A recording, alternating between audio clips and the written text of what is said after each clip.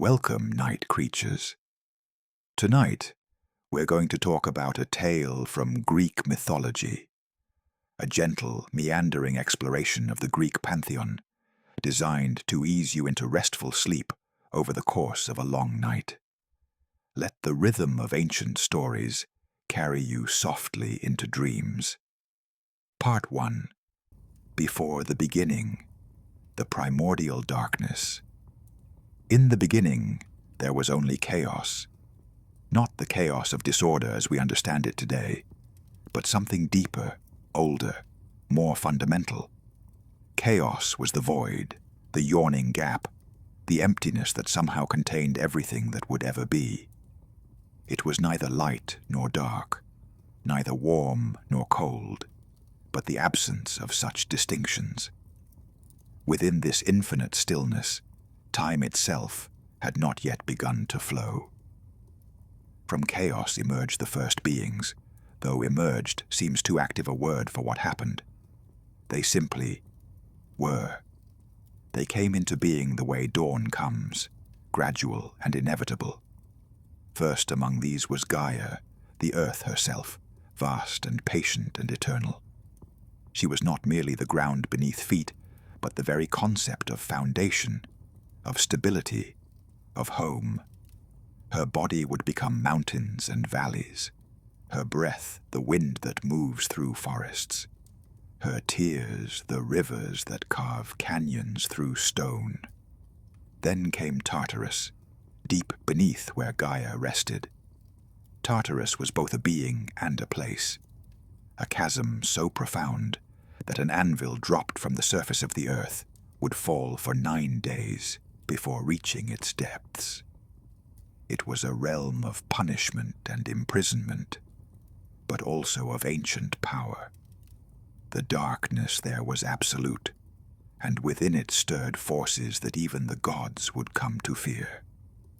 Eros appeared next, though not the cherubic child with bow and arrow of later tales. This Eros was primordial, the fundamental force of attraction and connection that would bind all things together. Without Eros, the cosmos would remain scattered fragments, unable to form relationships, unable to create. This Eros was desire itself, the pull that draws atom to atom, soul to soul, star to star across the infinite night. Erebus came, the embodiment of deep darkness, and with him came Nyx, the night. Nyx was perhaps the most powerful of all primordial beings, for her domain touched everything.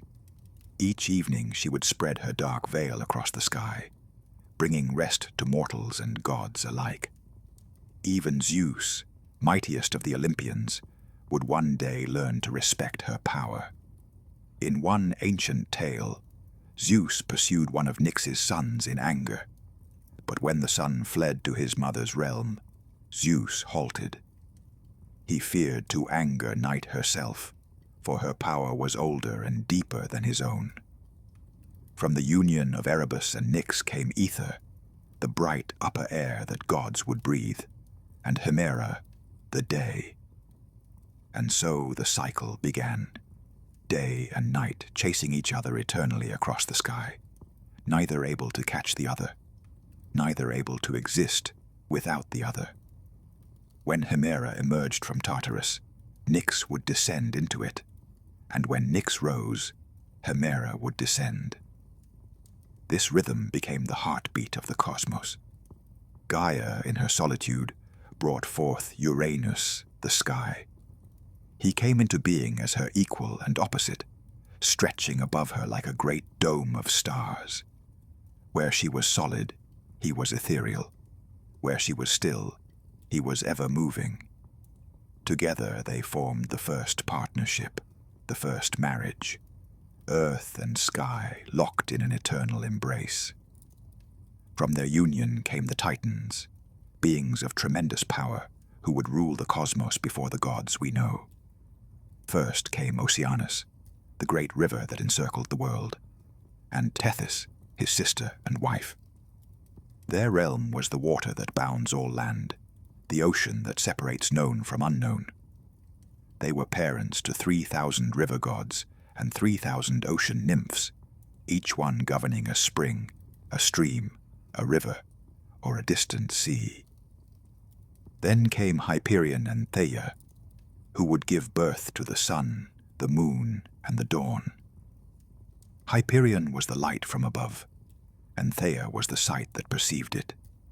Their children would bring illumination to the world, driving back the primordial darkness each day, only to have it return each night in an endless dance.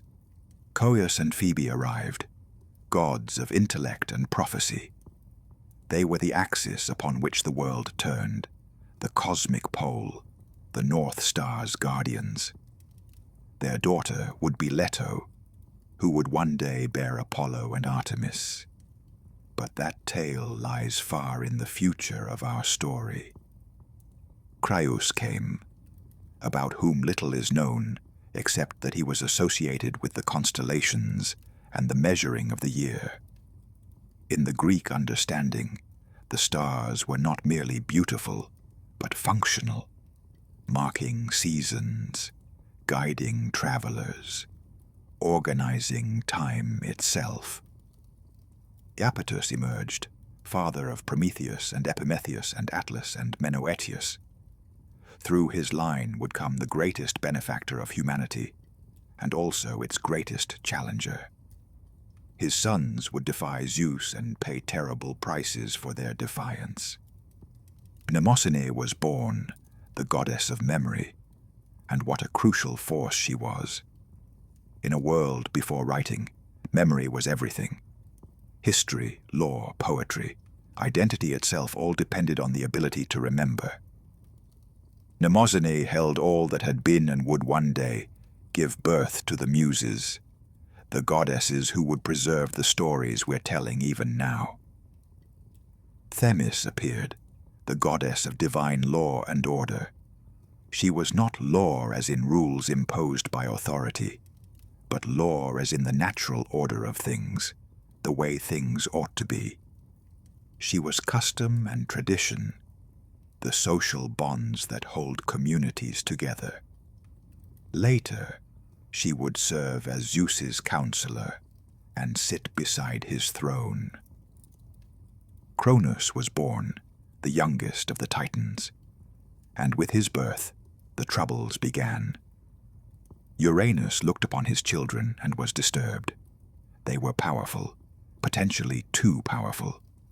After the first Titans came the Cyclopes, each with a single eye in the center of their forehead, masters of smithing and thunder.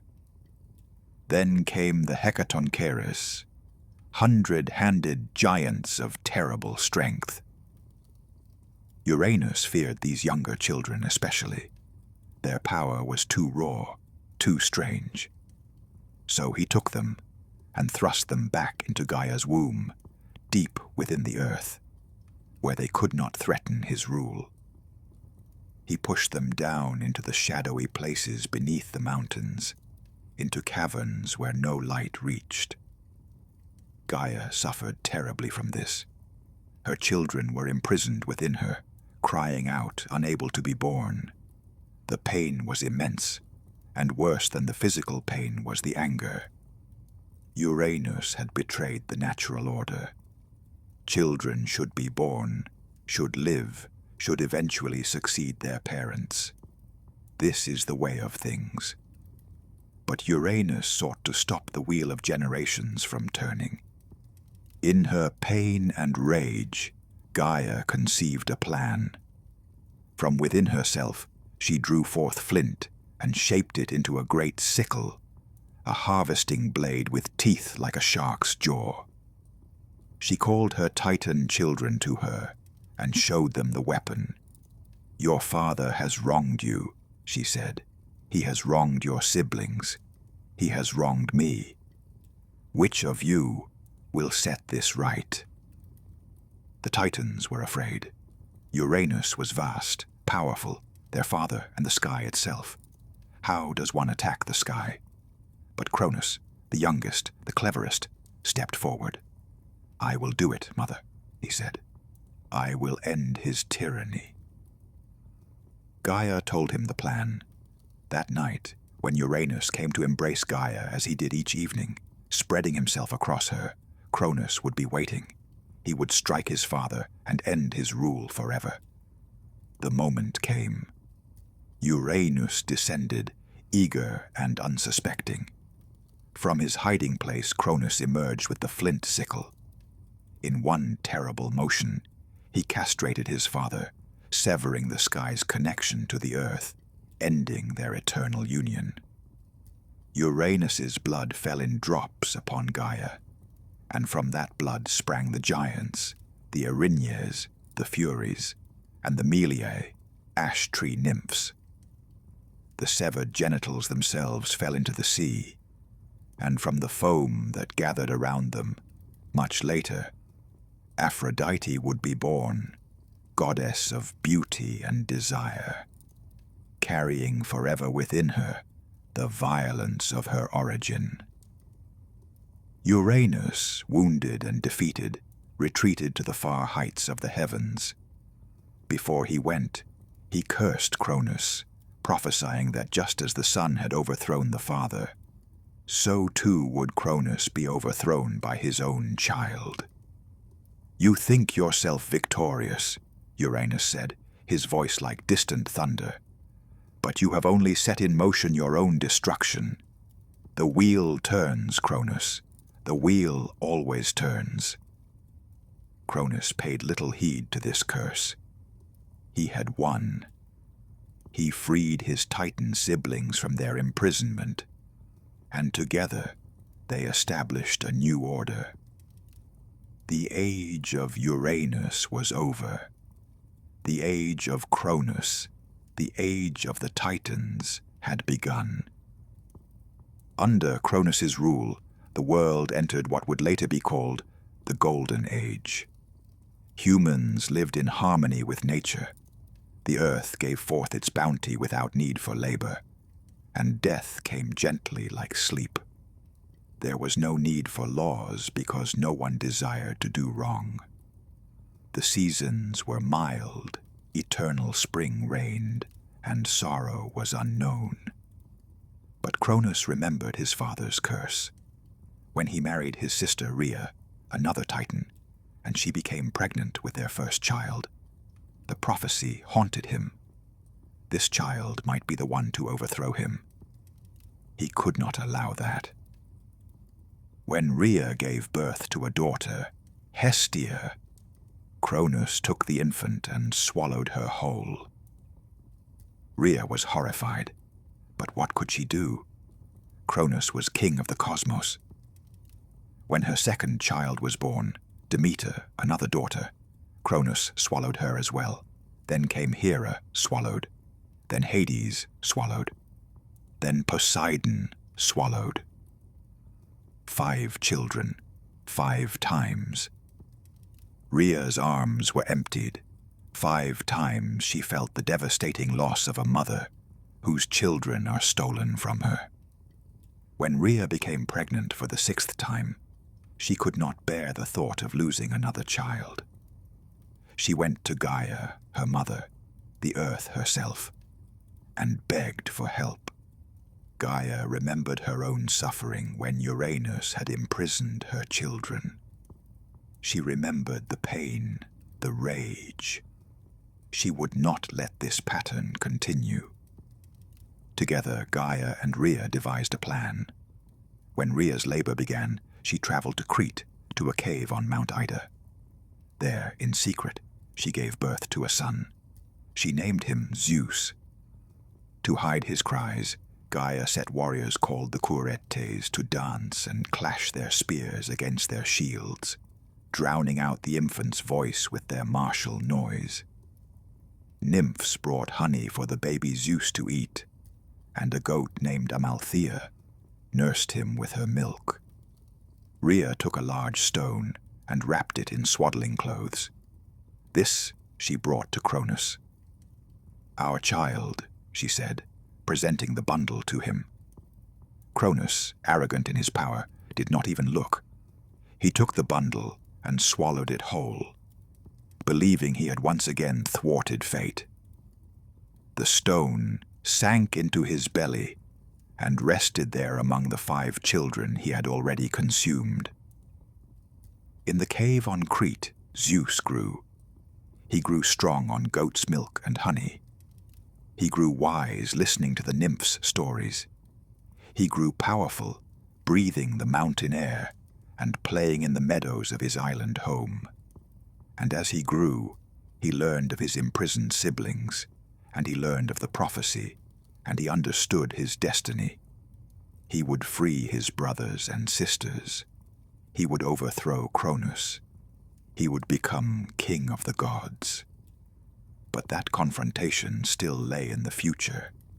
For now, in these early times, Zeus was merely a child, playing in caves, learning the ways of power from the earth and sky that had birthed his lineage.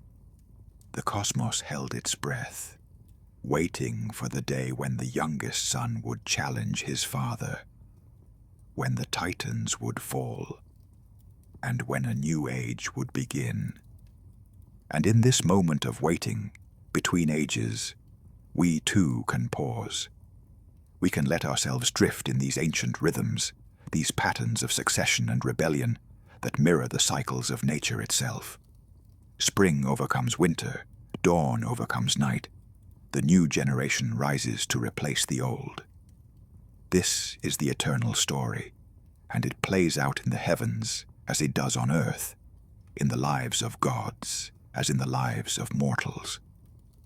Rest now in this space between the age of Titans and the age of gods. Let the images of these primordial beings drift through your mind like clouds across an ancient sky. Chaos and Gaia, night and day, earth and sky. The great wheel turning, the pattern unfolding, inevitable as the seasons, gentle as sleep. Part 2. The Titanomachy. The War of Gods and Titans. On Crete, Zeus grew to maturity, and with maturity came the time for action. He descended from his hidden mountain sanctuary and sought out Metis, a daughter of Oceanus, renowned for her cunning and wisdom. "I would free my siblings," Zeus told her, "but they are imprisoned in our father's belly. How can I accomplish this?" Metis prepared a potion, a mixture so cunningly made that it would cause even an immortal to vomit. Zeus disguised himself and approached Cronus, offering his services as a cupbearer. Cronus, suspecting nothing, drank the potion Zeus gave him. Immediately his stomach convulsed. The stone he had swallowed came up first, flying from his mouth and landing on the earth. It would later be set up at Delphi, where mortals would come to marvel at it and offer sacrifices. Then came the 5 children, in reverse order of their swallowing: Poseidon, Hades, Hera, Demeter, Hestia. They emerged fully grown, for gods do not digest as mortals do. These children had spent their imprisonment in darkness, but also in becoming. They emerged ready for battle, grateful to their brother, united in purpose.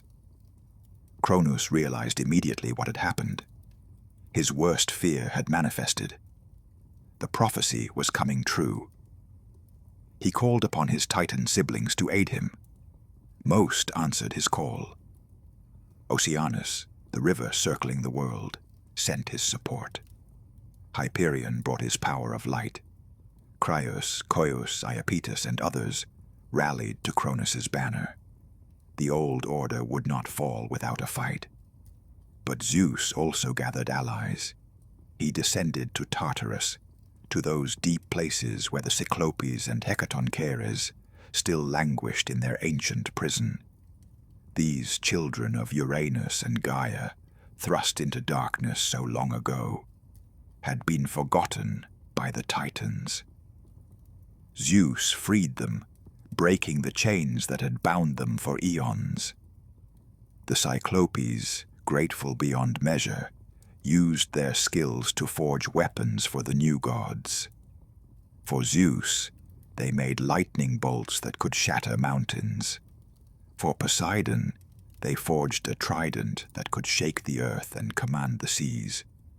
For Hades, they crafted a helmet of invisibility, allowing him to move unseen through any realm. These weapons would become the symbols of their power, the tools that would define their domains. The Hecatonchires, with their 100 hands, would prove to be formidable warriors. Each could hurl 100 boulders at once, creating storms of stone that no defense could withstand. Prometheus, the son of the Titan Iapetus, chose to side with Zeus, foreseeing that the younger gods would triumph. His brother Epimetheus joined him, but their brother Atlas chose to fight for the Titans, as did Menœtius. The war would divide families, pit brother against brother, create wounds that would never fully heal. The war began, and it was terrible beyond imagining. For 10 years the battle raged. The very fabric of the cosmos trembled. Mountains were thrown like pebbles, seas boiled, the sky itself cracked with lightning. The Titans fought from Mount Othrys, their ancient stronghold. The gods made Mount Olympus their fortress, that peak so high it pierced the clouds, touching the realm of ether where immortals breathed. Each day, the armies would clash. Hyperion would bring terrible light, blinding the gods' forces, but Zeus would answer with lightning, brilliant and destructive. The seas would rise at Oceanus's command, but Poseidon would strike the earth with his trident and create great chasms to swallow the waters. The Hecatonchires would hurl their storms of boulders, and the Titans would raise mountains to shield themselves. The mortal world suffered terribly during this war. The climate became chaotic. Earthquakes were constant. The golden age that had flourished under Cronus's reign crumbled.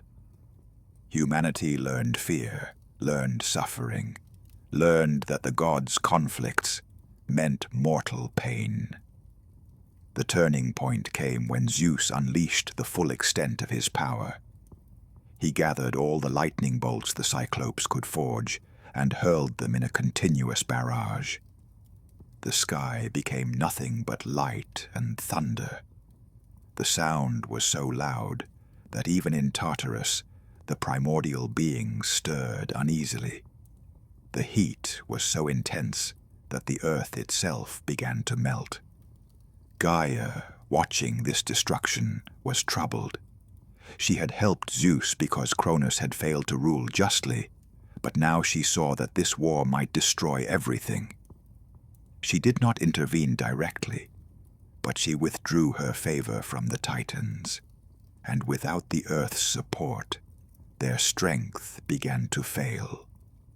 One by one, the Titans fell. Menœtius, fierce and bold, was struck by Zeus's lightning and cast down into Erebus. Atlas, strongest of the Titans, was captured and given a special punishment. Zeus condemned him to stand at the western edge of the world and hold up the sky for all eternity, preventing it from crashing down upon the earth. This was Atlas's burden, unending, his strength turned against him, his power made into his prison.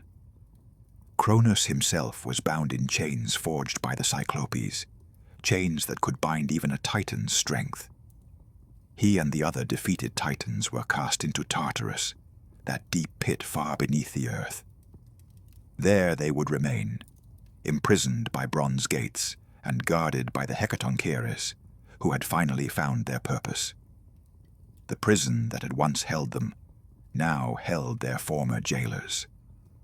The wheel had turned, but not all Titans were imprisoned.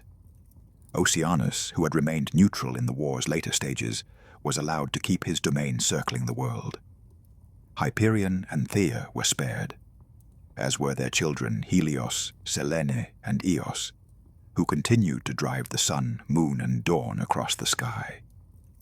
Prometheus and Epimetheus were honored for their support of Zeus, and the female Titans, the Titanides, were generally shown mercy, for the Greeks believed that the female divine beings had not been primary combatants. With the Titans defeated, Zeus and his siblings divided the cosmos among themselves. They cast lots to determine who would rule which domain. Zeus drew the sky and became king of the gods, ruler of Olympus. Poseidon drew the seas and became lord of all waters. Hades drew the underworld and became the stern god of the dead. Earth and Olympus itself were to be shared territories where all the gods could dwell. The sisters also claimed their roles. Hestia, the eldest, chose to remain virgin and became goddess of the hearth, the sacred fire at the center of every home. Demeter became goddess of the harvest, of grain and growing things, of the fertility of the earth. Hera became Zeus's wife and queen of the gods, goddess of marriage and women, though her relationship with Zeus would be famously troubled. The new order was established. The age of Titans was over. The age of the Olympian gods had begun. Zeus took his throne on the highest peak of Olympus, where clouds gathered around him and eagles flew. From there, he would dispense justice, enforce order, and rule the cosmos according to his will. But ruling would prove more complicated than winning. Zeus had overthrown his father, just as his father had overthrown Uranus. The pattern of succession through violence was established. And though Zeus had won, he could not forget his father's curse or his grandfather's prophecy. Would he too be overthrown by a child?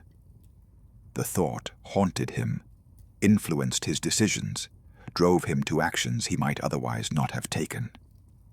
For now, though, there was celebration on Olympus. The gods feasted on ambrosia and nectar, the food and drink of immortality. They listened to Apollo play his lyre, watched the muses dance, and felt the satisfaction of victory. They had won the cosmos. Now, they would have to learn to rule it. The cosmos settled into its new arrangement. The sky stayed above, held by Atlas's straining shoulders. The sea crashed and rolled under Poseidon's command. The underworld received the shades of the dead, whom Hades ruled with stern justice. And on Olympus, the gods began to forge the relationships, rivalries, and romances that would define the classical mythology we know. But before we continue with those tales, let us pause here in this moment of transition. The war is over. The new age has begun. The cosmos takes a breath, settling into new patterns. And we too can settle, can let the tension of battle ease from our muscles, can allow our minds to drift from the clash of immortal powers to the quieter rhythms of divine life in peacetime. Close your eyes and imagine Olympus after the war. The peak bathed in golden light, the air thin and clean, the clouds drifting past like slow rivers in the sky. The gods, still learning their new roles, still discovering their powers, still building the palaces and temples that would become their homes. Zeus on his throne, lightning flickering around his fingers, already planning, already worrying, already being Zeus. In these quiet moments between great events, peace can be found. The war is over, but the stories are just beginning. Rest now in this transition, this breath between ages. Let the images soften, blur, fade into the gentle darkness behind your eyelids. The gods can wait. The stories will be there when you wake. For now, Drift. Part 3. The First Goddesses. Hestia, the forgotten center. We begin with Hestia because she is often forgotten, and those who are forgotten deserve to be remembered. She was the first to be swallowed by Cronus, and the last to be freed, making her both eldest and youngest of the Olympians, holding both positions simultaneously in a paradox that suited her nature. Hestia was offered marriage by both Poseidon and Apollo, powerful gods who desired her. But Hestia had no interest in marriage, in romance, in the complications of divine relationships. She asked Zeus for only one thing: to remain virgin forever, untouched and independent. Zeus granted this request gladly and gave her a place of honor in every home. Hestia became the hearth fire, the flame at the center of the household, the warmth that makes a house a home. In ancient Greece, the hearth was sacred. When a couple married, fire from the bride's family hearth would be carried to light the hearth in the new home, maintaining an unbroken chain of warmth and life. When a child was born, it would be carried around the hearth to introduce it to Hestia, to place it under her protection. Hestia asked for no temples, no grand sacrifices, no elaborate worship. Instead, she received the first offering at every sacrifice and the last drink from every cup. She was the beginning and the end, the foundation upon which all other worship rested. While other gods squabbled and schemed, Hestia remained constant, the still point around which the divine world turned. There are almost no myths about Hestia, and this is fitting. She is not a goddess of action, but of presence. She does not intervene in dramatic ways, but maintains the stability that allows life to continue. In a pantheon full of dramatic personalities and epic conflicts, Hestia represents something quieter, but equally essential: home, peace, continuity, the gentle flame that must not go out. Later, when the Romans adopted the Greek gods, Hestia became Vesta, and virgin priestesses called the Vestal Virgins tended her sacred flame in Rome. If that flame were to go out, it was believed Rome itself would fall. For 30 years, each Vestal Virgin served, maintaining the fire, maintaining the tradition, being the human embodiment of Hestia's eternal constancy. Demeter, the sorrowing mother.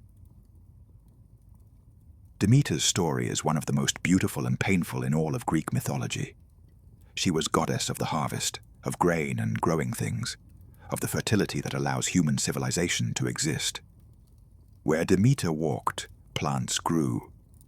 Her blessing meant abundance. Her curse meant famine. Demeter had a daughter named Persephone, sometimes called Kor, the maiden. Persephone was beautiful beyond measure, gentle and kind, beloved by her mother above all things. Demeter and Persephone were inseparable. Where one went, the other followed. The world was eternal spring in those days, for Demeter's joy made the earth bountiful. But Persephone's beauty caught the attention of Hades, the stern god of the underworld. Hades dwelt in the realm of the dead, and it was a lonely place. Shades drifted through his domain, pale and insubstantial, unable to truly communicate or relate. Hades desired a queen, a companion, someone alive and vibrant to bring light to his dark kingdom. Hades approached Zeus and asked for Persephone's hand in marriage.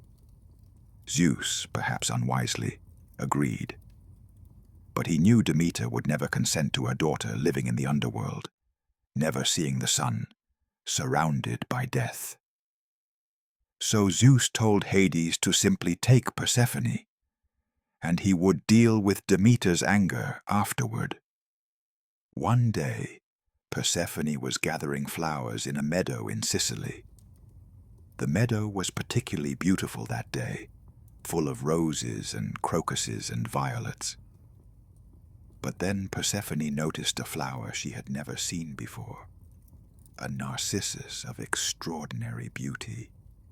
It seemed to glow with its own light, and its fragrance was intoxicating. Persephone reached for the flower. The moment she grasped it, the earth split open. From the chasm emerged Hades in his chariot, pulled by black horses that breathed fire. He seized Persephone, and though she screamed and struggled, he was far stronger. Down into the earth they plunged, and the chasm closed behind them, leaving only the narcissus trampled on the ground. Demeter heard her daughters scream from far away. She ran to the meadow but found no sign of Persephone. She searched everywhere, calling her daughter's name, asking every god and mortal she encountered if they had seen the girl. No one would tell her the truth. For 9 days and 9 nights, Demeter wandered the earth, neither eating nor sleeping, carrying torches to search through the darkness. On the 10th day, Demeter encountered Hecate, goddess of magic and crossroads, who had heard Persephone's scream but not seen what happened. Together, they went to Helios, the sun god, who sees all that occurs during the day.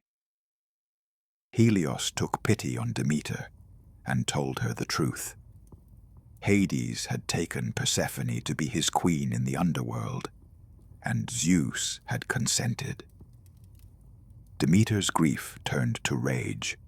She abandoned Olympus and wandered the mortal world in the guise of an old woman. And as she grieved, the earth grieved with her. Crops failed, seeds would not sprout, the fertile earth became barren, famine spread across the world. Mortals began to starve, and their prayers to the gods went unanswered.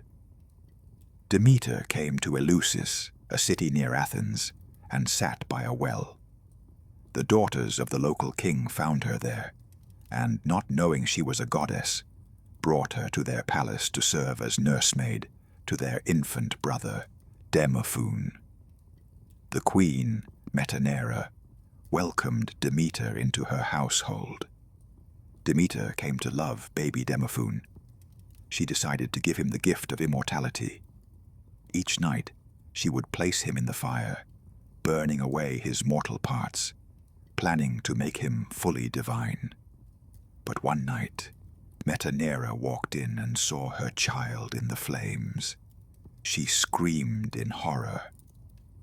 Demeter revealed her true form, glorious and terrible. "Foolish woman," she said, "I was making your son immortal, but your interference has prevented this. Still, he will be blessed above all mortals for having been held by me." She commanded the people of Eleusis to build her a temple, and there she remained, still grieving, still refusing to let anything grow. The famine worsened. Mortals died in great numbers. The other gods received no sacrifices, for there was no grain for offerings.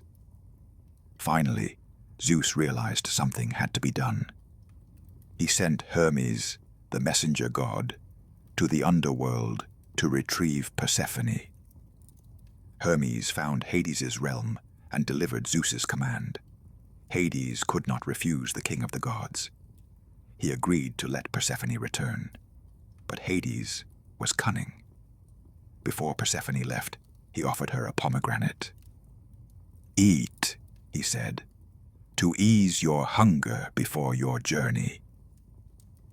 Persephone, who had refused all food in the underworld, was indeed hungry. She ate 6 seeds from the pomegranate, not knowing the significance of this act. For there is an ancient rule: anyone who eats food in the realm of the dead is bound to that realm forever. Persephone returned to the surface and was reunited with her mother. The joy of their reunion was beyond measure. Demeter wept, Persephone wept, and the earth rejoiced with them. Flowers bloomed, trees bore fruit, grain sprouted and grew tall. The famine was over. But when Zeus learned that Persephone had eaten in the underworld, he decreed a compromise. Persephone would spend 2/3 of the year with her mother, but 1/3 of the year she would return to Hades as queen of the underworld. Some versions say it was 4 months in the underworld, 1 month for each season. Others say 6 months, 1 for each pomegranate seed. This is why we have seasons. When Persephone descends to the underworld, Demeter grieves, and the world becomes autumn and winter. Nothing grows. The earth sleeps. But when Persephone returns in spring, Demeter rejoices, and the world blooms again. Summer is the fullness of their reunion, the peak of growing things, the celebration of mother and daughter together once more. At Eleusis, Demeter established the Eleusinian mysteries, sacred rites that initiates would undergo to learn the secrets of death and rebirth. These mysteries were so sacred that revealing them was punishable by death. Even today, we don't know exactly what was taught, what was experienced. We know only that initiates came away with a different understanding of death, less afraid, more hopeful, believing that death was not an end, but a transformation. That Persephone's journey between worlds showed that life and death were part of one continuous cycle. Demeter's story is ultimately about loss and acceptance, about the pain of letting children go, about the cycles that govern all life. It's about how even goddesses cannot prevent change, cannot hold on to what they love forever. But it's also about resilience, about how love can transform even the darkest places, about how Persephone, trapped in the underworld, became not just Hades' captive, but his queen, powerful in her own right, a psychopomp who guided souls and dispensed justice to the dead. In the quiet after this story, let yourself feel the rhythms it describes, the cycle of seasons, the letting go and returning, the grief and joy intertwined. These patterns are ancient, built into the very nature of existence. Winter comes, spring returns. Night falls, dawn breaks. We lose, we find, we lose again.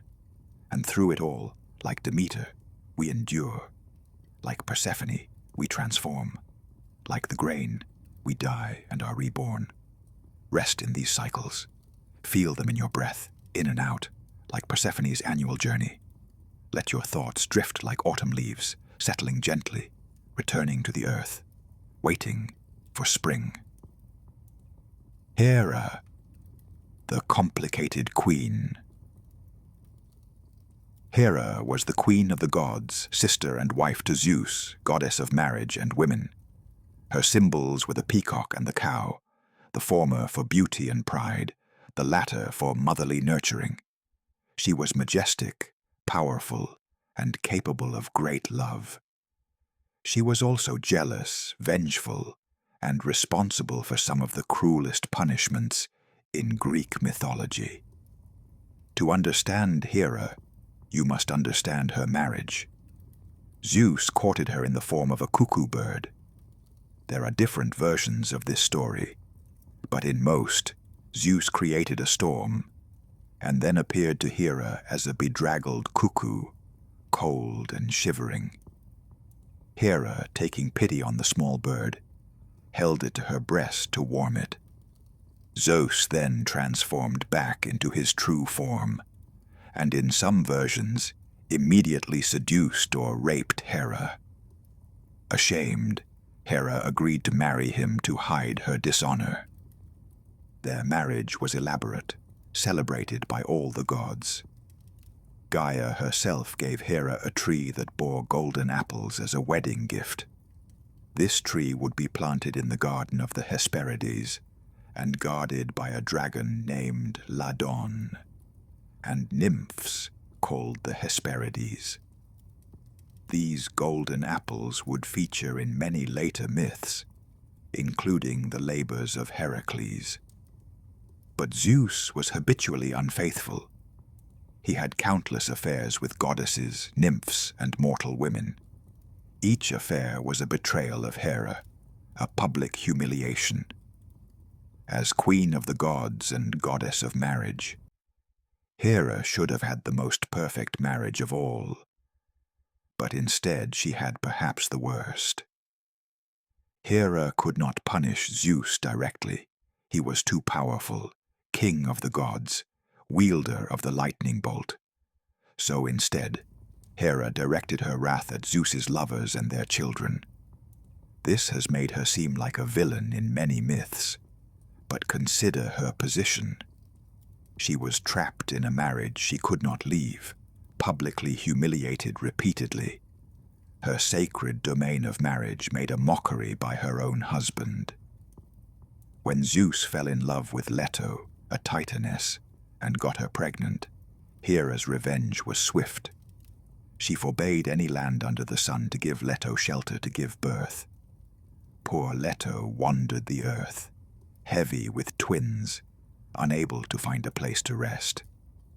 Finally, she came to Delos, a floating island that was not yet fixed in place, and thus not technically under the sun's domain. There, clinging to a palm tree, Leto gave birth first to Artemis, who immediately helped her mother deliver Apollo.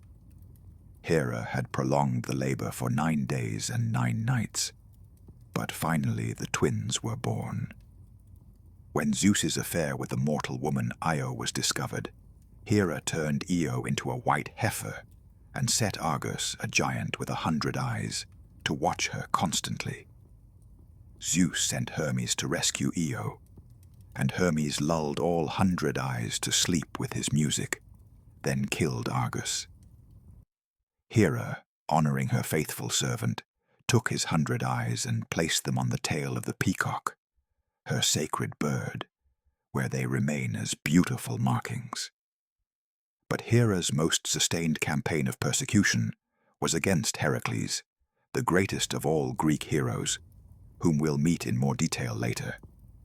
Heracles was the son of Zeus and a mortal woman named Alcmene. Even his name, which means glory of Hera, was meant to appease the goddess. It did not work. Hera tormented Heracles throughout his life, driving him mad, causing him to murder his own wife and children, forcing him to undergo the 12 labors as penance. Yet Hera was not purely vengeful. She could show great love and loyalty. She honored faithful wives and protected women in childbirth when they weren't her husband's lovers. She worked tirelessly to maintain the social order, to uphold the sanctity of marriage, even as her own marriage failed to embody those ideals.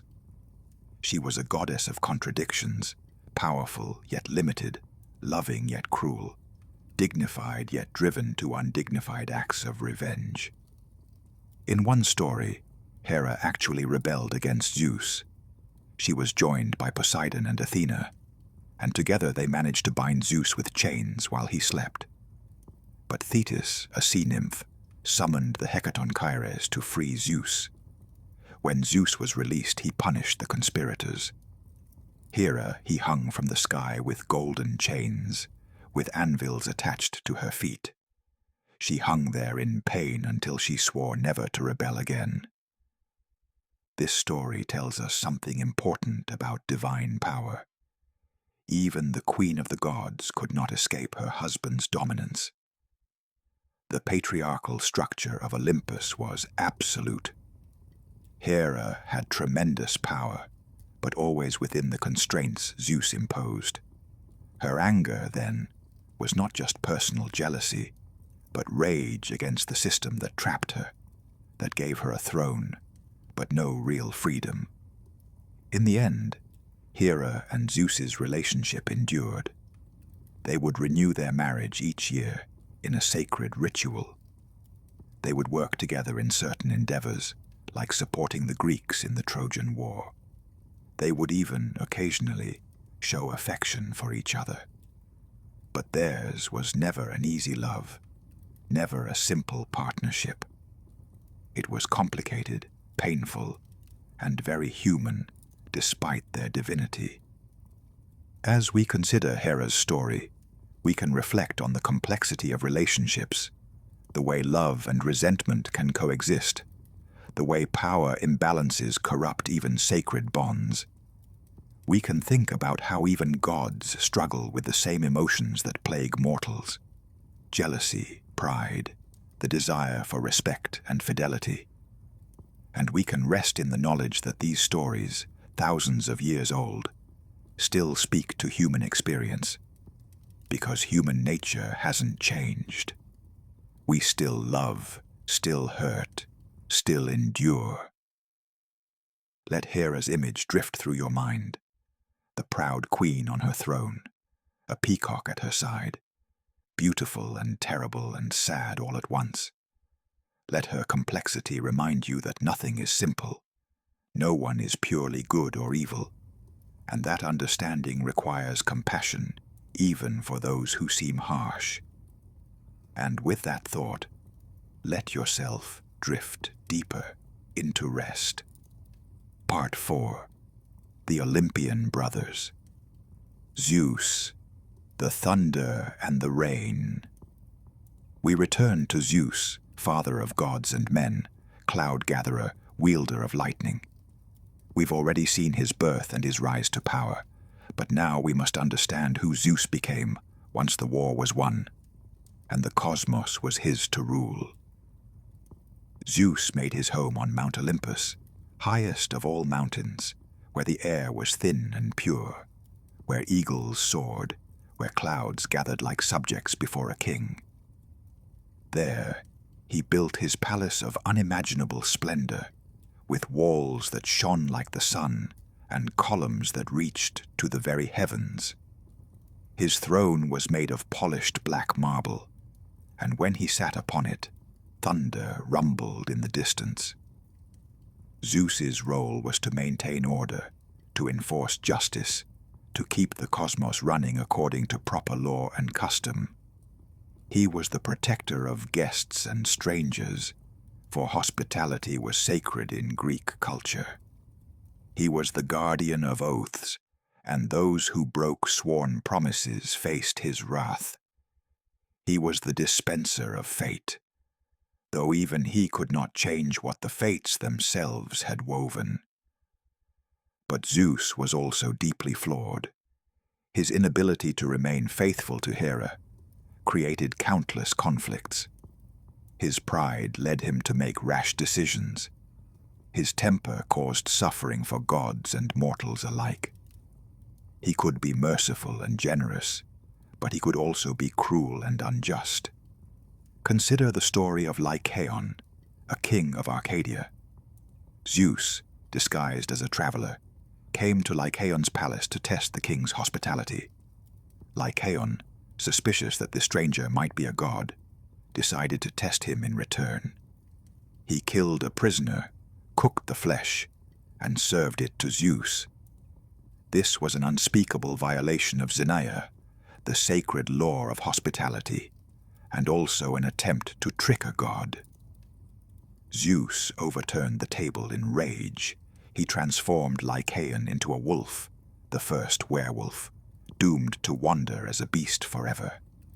He then sent a great flood to destroy most of humanity, sparing only Deucalion and Pyrrha, the Greek equivalents of Noah and his wife, who repopulated the earth by throwing stones behind them that transformed into people. Zeus's affairs were legendary in number. He would transform himself into various forms to seduce or deceive women. He became a swan to seduce Leda, who laid eggs from which Helen of Troy and Clytemnestra were born. He became a shower of gold to impregnate Danae, who bore Perseus.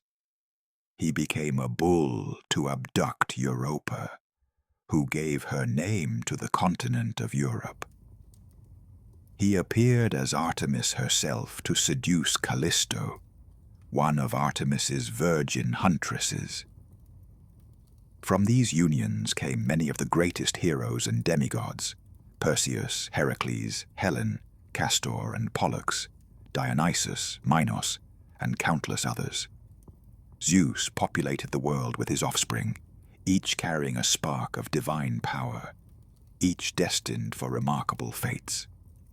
But Zeus also had children with goddesses. With Metis, the goddess of wisdom, whom he had befriended during his war against Cronus, he conceived a child. But then he learned of a prophecy. Metis would bear first a daughter, then a son, and that son would overthrow Zeus, just as Zeus had overthrown Cronus. The cycle threatened to repeat itself. Zeus, desperate to prevent this, did what his father had done. But he was more cunning. He challenged Metis to a shape-shifting contest, and when she transformed herself into a fly to demonstrate her skill, Zeus swallowed her whole. He consumed wisdom itself, taking her counsel and cunning into himself forever. But the child already conceived could not be unmade. It grew inside Zeus's head, and eventually he suffered terrible headaches. Finally, Zeus went to Hephaestus, the smith god, and commanded him to split his head open with an axe.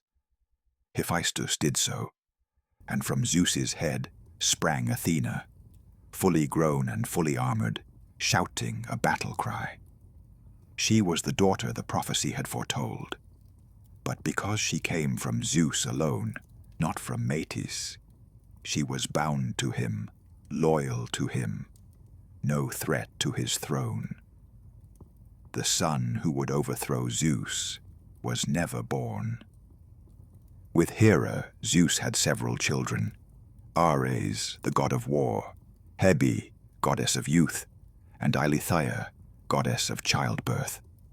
Some stories also say Hephaestus was their son, though other versions claim Hera birthed him alone, in retaliation for Zeus birthing Athena alone. With Leto, as we mentioned, Zeus fathered the twins Apollo and Artemis. With the nymph Maia, he fathered Hermes. With Semele, a mortal woman, he fathered Dionysus, though that story is complicated and tragic, and we'll return to it later. Zeus was a god of the sky, but also of rain and thunder and lightning. He was the weather, the storms that could destroy crops or bring life-giving water. Farmers prayed to him for rain.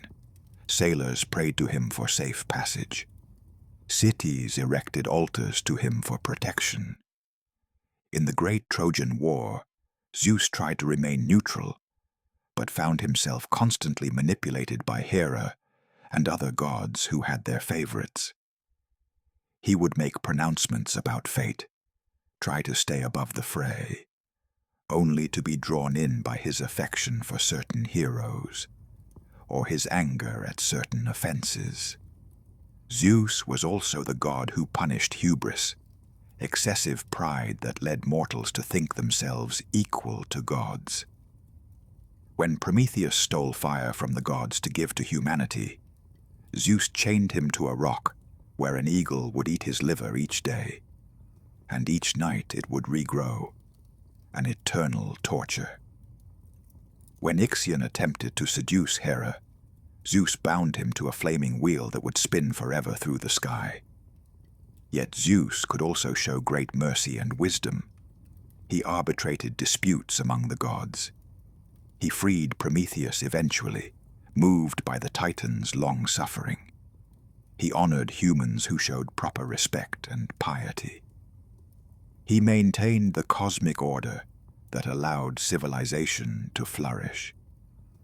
Zeus was complexity itself, king and tyrant, father and philanderer, just and unjust, wise and foolish.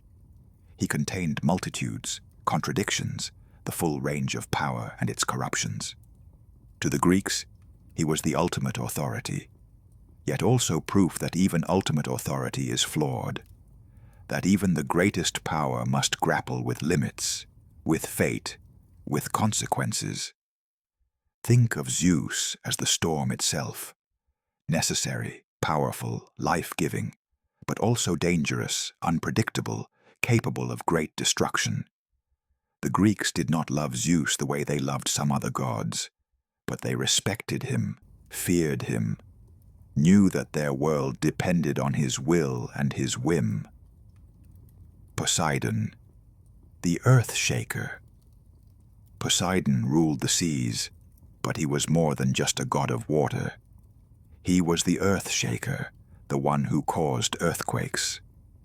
The Greeks, living in a geologically active region, knew well the terror of the earth suddenly moving beneath their feet. They attributed these quakes to Poseidon striking the ground with his trident, either in anger or simply to announce his presence. Poseidon was Zeus's brother and equal in power, though not in authority. He resented Zeus's position as king, felt that the division of the cosmos had been unfair, that he deserved more recognition for his role in the war against the Titans. This resentment would color many of his actions.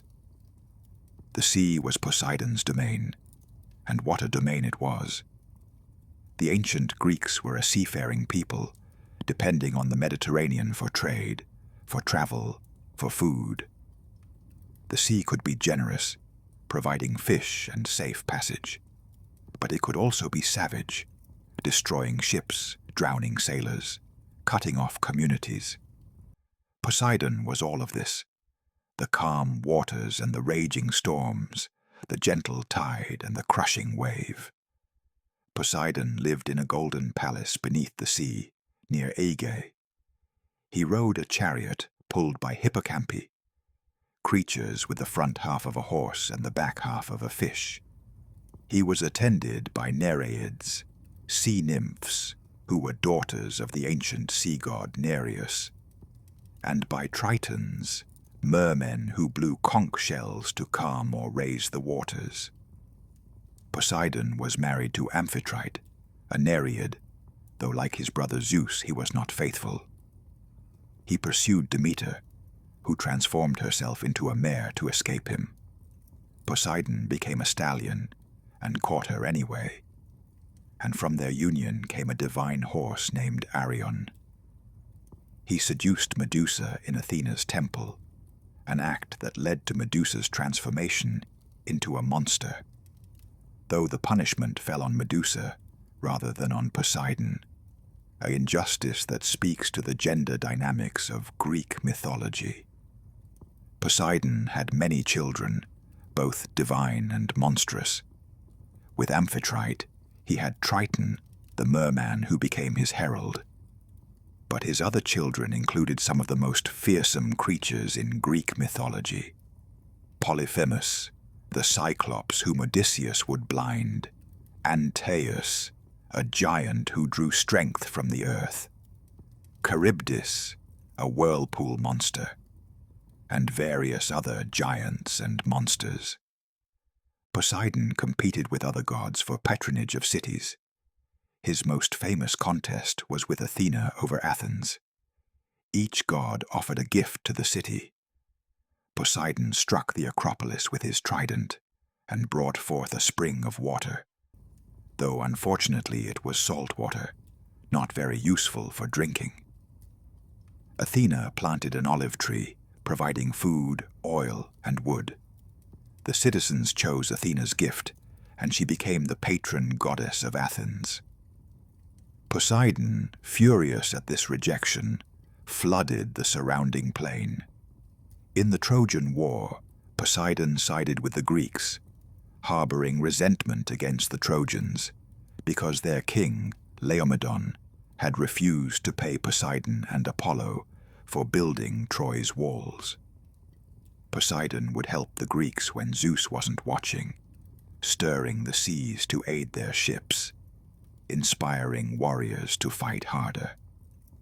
But Poseidon could also be vindictive in ways that hurt the Greeks. When Ajax the Lesser raped Cassandra in Athena's temple during the sack of Troy, Athena asked Poseidon to help her punish the Greek fleet. Poseidon sent storms that destroyed many ships and drowned many heroes on their journey home. Poseidon's relationship with Odysseus is one of mythology's great antagonisms. When Odysseus blinded Polyphemus, the Cyclops called out to his father Poseidon for revenge. Poseidon heard his son's prayer and made Odysseus's journey home into a 10-year ordeal, wrecking his ships, drowning his men, ensuring that Odysseus would suffer for his act of violence against Polyphemus. Yet Poseidon was also the god who gave humanity the horse, one of the most important gifts in ancient Greek culture. Horses were used for transportation, for farming, for warfare. They were symbols of status and power. Poseidon was often called Hippios, of horses, and was worshipped by horsemen and cavalry. Poseidon's temperament was like the sea itself, deep, powerful, and changeable. He could be generous and terrible, calm and violent, often within the span of a single day. Sailors would offer sacrifices to him before voyages, praying for safe passage, knowing that their lives were in his hands. Cities on the coast would honor him with temples and games, hoping to stay in his favor, hoping to avoid earthquakes and tidal waves. In some ways, Poseidon represents the forces of nature that humans cannot control, can only appease and hope to survive. The sea does not care about human plans or prayers, yet humans must venture onto it anyway. The earth does not care about cities built upon it, yet it may shake them to rubble. Poseidon is that indifference personified, that power beyond human reach, that realm where courage and seamanship and prayer might make a difference, but might not.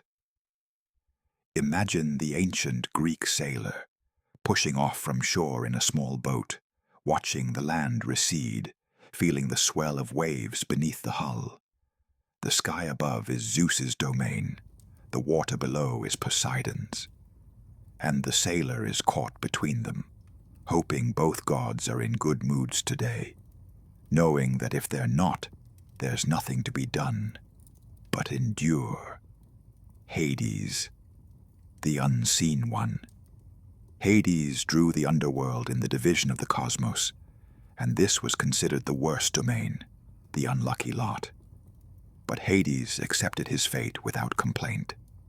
He established his kingdom in the realm of the dead, and ruled it with stern justice for all eternity. Hades is often portrayed as a villain in modern retellings, but in Greek mythology, he was more complicated.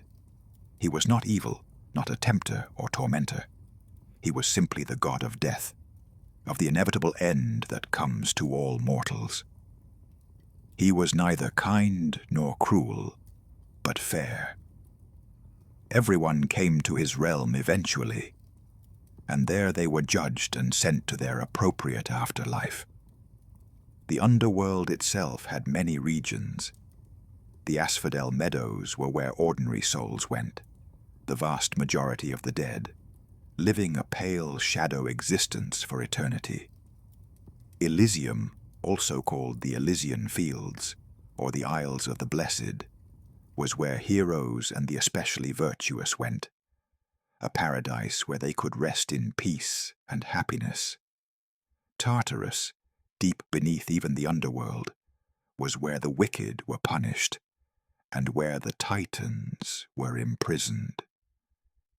To reach the underworld, souls had to cross the river Styx, the river of hatred, one of 5 rivers that flowed through the realm of the dead. A ferryman named Charon would carry souls across, but only if they could pay. This is why Greeks placed coins on the eyes of the dead, payment for Charon. If a soul could not pay, it was doomed to wander the near shore for 100 years before Charon would relent and ferry them across. Guarding the entrance to the underworld was Cerberus, a massive dog with 3 heads. Some versions say 50 or even 100. Cerberus would allow souls to enter, but would attack any who tried to leave. Only a few heroes ever made it past Cerberus and returned to the world of the living. Heracles, who captured Cerberus as one of his labors. Orpheus, who charmed the beast with music. Odysseus, who came to consult the dead, and a few others. Hades had few myths compared to other gods because he rarely left his realm. He was not worshipped in the same way as other Olympians. People feared to speak his name, calling him instead Pluto, the wealthy one, referring to the precious metals and gems hidden in the earth that fell under his domain. They would avert their eyes when making offerings to him, would bang on the earth to get his attention since he lived below. Hades' abduction of Persephone was his most significant myth, and we've already told that story through Demeter's perspective. From Hades' view, he was lonely, desired a companion, and followed Zeus's advice in taking Persephone. He was not unnecessarily cruel to her. He made her his queen, gave her power over the dead, and eventually, some versions of the myth suggest, Persephone came to love him, or at least to accept her role and find meaning in it. Hades was unyielding about the rules of his realm. When Orpheus came to retrieve his dead wife Eurydice, Hades and Persephone were moved by his music and agreed to let Eurydice return to life, but with one condition: Orpheus must not look back at her until they both reached the upper world. Orpheus agreed, but couldn't resist looking back at the last moment, and Eurydice vanished back into death forever. The rule had been clear, and Hades did not make exceptions. When Sisyphus, a clever king, tricked death itself and had to be dragged to the underworld, Hades punished him by making him roll a boulder up a hill for eternity.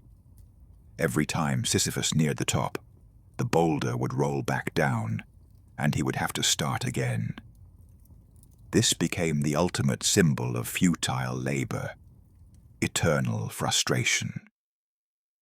When Tantalus killed his own son and served him to the gods as a test of their omniscience, Hades condemned him to stand in a pool of water beneath a fruit tree.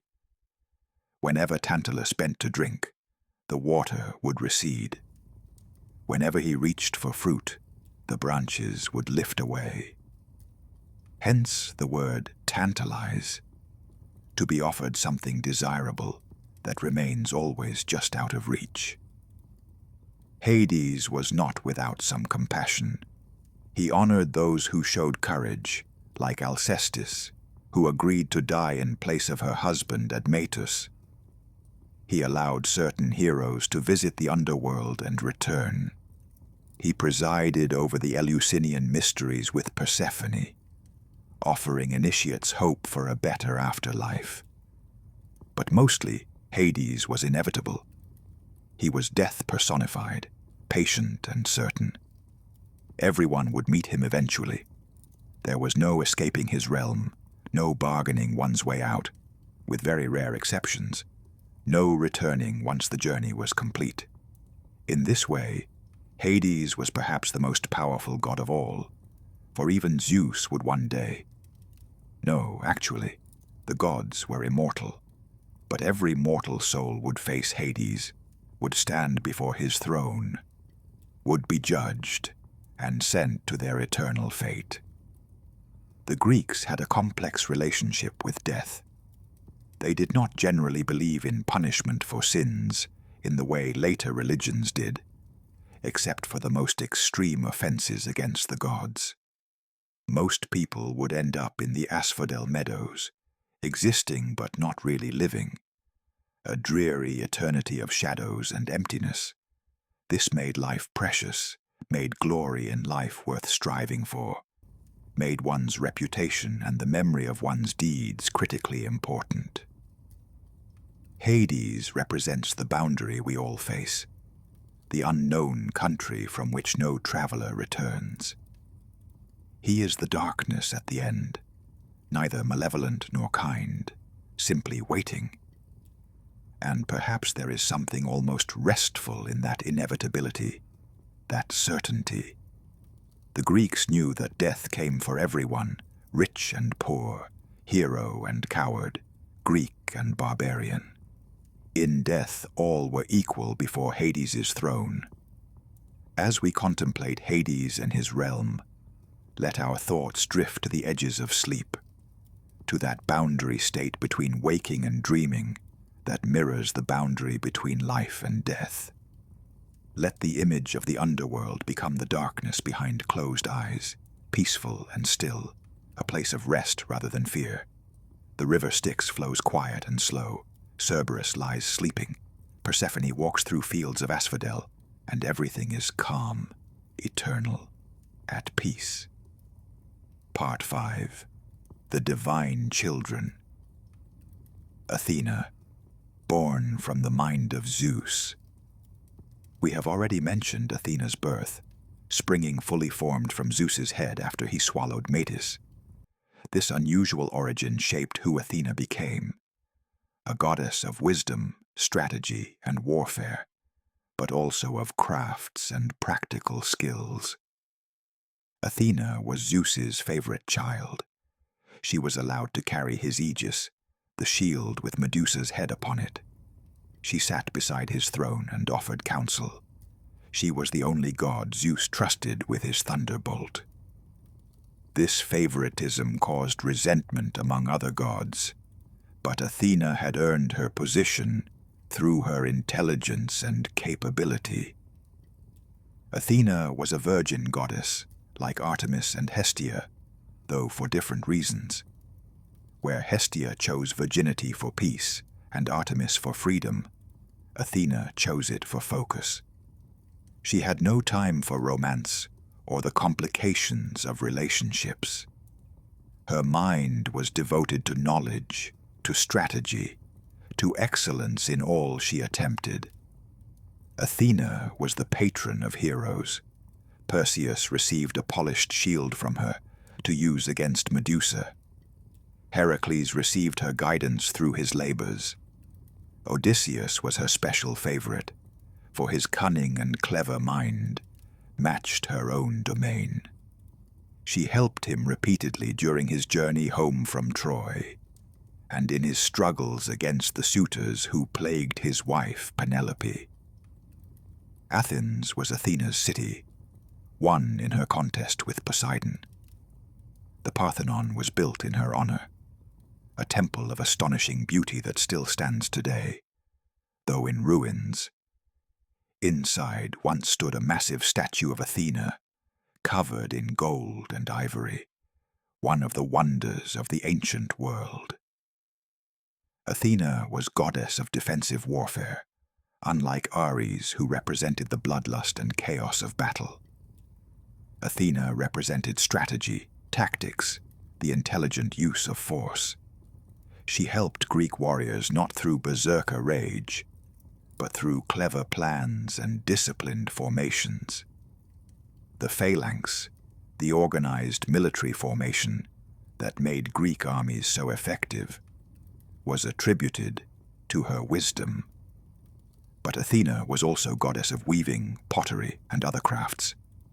This might seem strange, warfare and weaving, but both require skill, patience, and precision. Both transform raw materials into something greater. The warrior and the craftsperson both must think ahead, must plan their moves, must execute with excellence.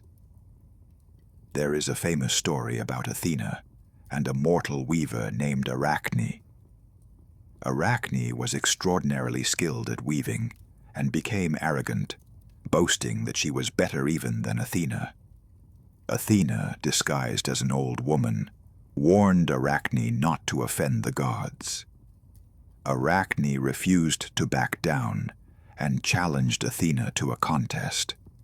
They both wove tapestries.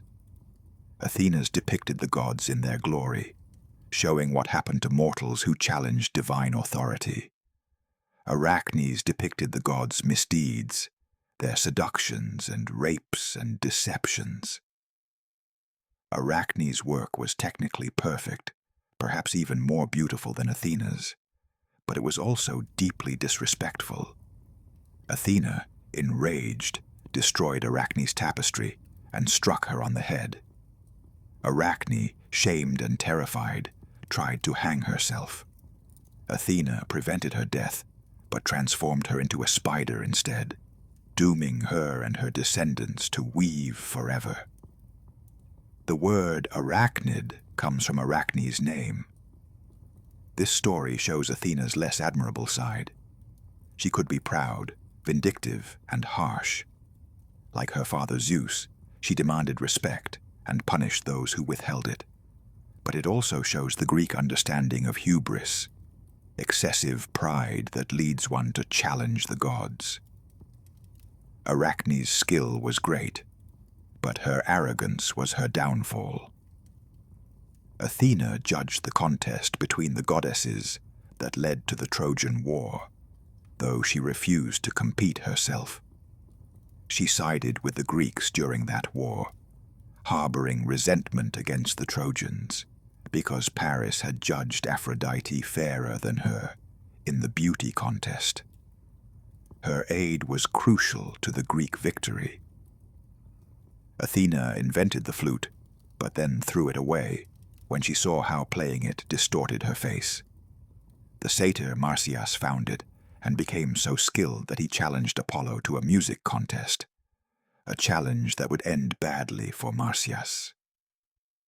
Athena represented the intellectual side of human excellence, the capacity for thought and planning that separated humans from beasts. She was the goddess you would pray to before taking an exam, before planning a campaign, before attempting any task that required intelligence and skill. In the quiet after Athena's stories, think of wisdom itself. Not knowledge, which is simply information, but wisdom, which is knowing what to do with knowledge, when to act and when to wait, how to apply intelligence to life's challenges. Wisdom is patient. Wisdom considers all angles. Wisdom, like Athena, does not rush into battle, but studies the terrain first, plans the approach, strikes with precision when the moment is right. Let that sense of thoughtful calm settle over you. No need to rush, no need to react, only to rest in the quiet confidence that comes from having a plan, from knowing your capabilities, from being prepared. Like Athena in her temple, serene and strong, wrapped in the owl's silence, seeing clearly in the dark. Apollo, the golden god. Apollo was born on Delos with his twin sister Artemis, as we've discussed. From the moment of his birth, he was extraordinary. When he was only 4 days old, he demanded a bow and arrows, and he set out to slay Python, the serpent that had pursued his mother Leto during her pregnancy. Python was a child of Gaia, a monstrous serpent that lived at Delphi and guarded the ancient oracle there. Apollo tracked Python to its lair and killed it with his arrows. This was both an act of vengeance for his mother and a symbolic act. Apollo was bringing order, civilization, and rational thought to replace the old, chthonic powers of the earth. On the site where he killed Python, Apollo established his oracle, the Oracle of Delphi, which would become the most important religious site in ancient Greece. A priestess called the Pythia would sit on a tripod over a chasm in the earth, breathing vapors that put her into a trance state. And in that state, she would deliver prophecies from Apollo. Pilgrims came from all over the Greek world to consult the oracle about wars, about founding colonies, about personal fates. Apollo was god of many things: music, poetry, prophecy, healing, plague, light, and truth. He was often called Phoebus Apollo, bright Apollo, and was associated with the sun, though he was not technically the sun god. That was Helios.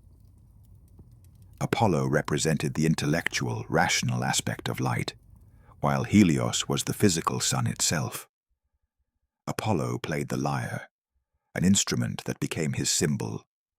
He was patron of the Muses, the 9 goddesses who inspired all artistic creation.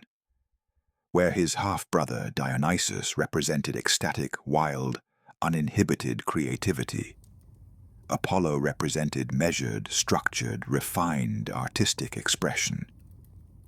Apollo's love life was famously unsuccessful. He pursued many lovers, both male and female, and most of these pursuits ended in tragedy. He loved Daphne, a nymph who prayed to be transformed rather than submit to him. She became a laurel tree, which Apollo then made his sacred plant. He loved Hyacinthus, a beautiful youth who was killed when Apollo's discus struck him accidentally, or was blown off course by the jealous wind god Zephyrus. From Hyacinthus's blood sprang the hyacinth flower. He loved Cassandra, a Trojan princess, and gave her the gift of prophecy to seduce her. But when she still refused him, he could not take back a divine gift, so he cursed her instead. She would still see the future, but no one would ever believe her prophecies. This curse would torment Cassandra throughout the Trojan War, as she foresaw Troy's destruction, but could not convince anyone to heed her warnings. Apollo had a musical contest with Marsyas, the satyr who had found Athena's discarded flute. Marsyas played beautifully, but Apollo played the lyre while simultaneously singing, which Marsyas could not do while playing the flute. Apollo won, and in punishment for Marsyas's presumption in challenging a god, flayed him alive. The cruelty of this punishment shows Apollo's darker side. He could be as harsh as he was beautiful. Apollo served Zeus loyally, but once conspired with Poseidon and Hera to overthrow him, as mentioned earlier. As punishment, Apollo and Poseidon were sent to serve King Laomedon of Troy, building the city's walls. This servitude to a mortal was deeply humiliating for Apollo, and when Laomedon refused to pay them, Apollo sent a plague upon Troy, a grudge that would influence his actions during the Trojan War.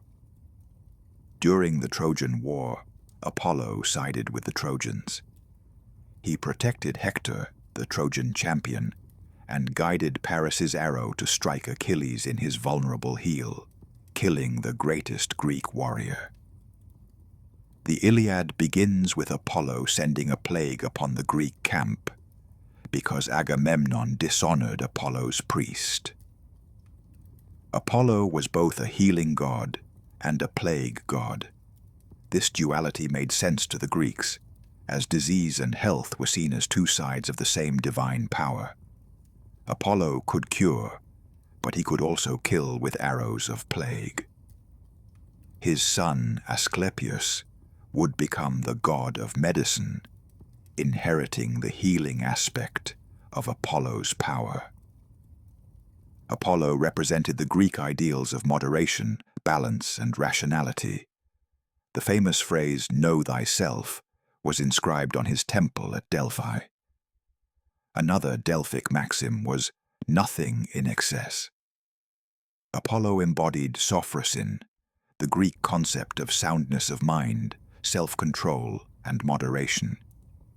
Yet Apollo's own myths often showed him failing to live up to these ideals. His pursuit of unwilling lovers showed lack of self-control. His harsh punishments showed excess. His own life was as full of passion and error as any mortal's. Perhaps this was the point. Even the god of rational thought struggled with irrational emotions. Even the god of moderation sometimes went to extremes. Apollo's music was said to be so beautiful it could charm anything. Stones would move to build cities when he played. Wild beasts would become tame. Even the seasons would pause to listen. In the quiet after a day's end, when the sun sets and the world grows still, that is Apollo's music, the harmony of order, of things in their proper place, of balance achieved. Rest in that harmony now. Feel the balance, the proportion, the golden ratio that Apollo represents. Everything in its place, everything measured, everything perfect in its imperfection. The lyre playing soft and low, a melody to carry you gently into dreams, each note precisely placed, each phrase complete, fading into silence, into peace. Artemis, the huntress. Artemis was Apollo's twin, though in temperament they were quite different. Where Apollo was god of civilization and its arts, Artemis was goddess of the wilderness, of the hunt, of the untamed world beyond the city walls. Where Apollo represented the cultivated and refined, Artemis represented the wild and free. From her earliest moments, Artemis knew what she wanted. As a young child, sitting on Zeus's knee, she asked for eternal virginity, a bow and arrows, a pack of hunting dogs, a choir of nymphs to accompany her, and dominion over all wild places. Zeus granted all her requests, delighted by his daughter's independent spirit. Artemis roamed the forests and mountains, with her band of nymphs hunting deer and other game. She was often depicted with a crescent moon on her brow, for she was also a moon goddess, complementing her brother Apollo's association with the sun. But where Apollo's light was rational and ordering, Artemis's moonlight was mysterious, revealing what hides in darkness. Artemis was fiercely protective of her virginity and that of her followers. When the hunter Actaeon accidentally stumbled upon Artemis and her nymphs bathing in a forest pool, Artemis transformed him into a stag. His own hunting dogs, failing to recognize their master, tore him apart. This punishment seems harsh for an accident, but to Artemis, the violation of seeing her vulnerable and naked could not go unpunished.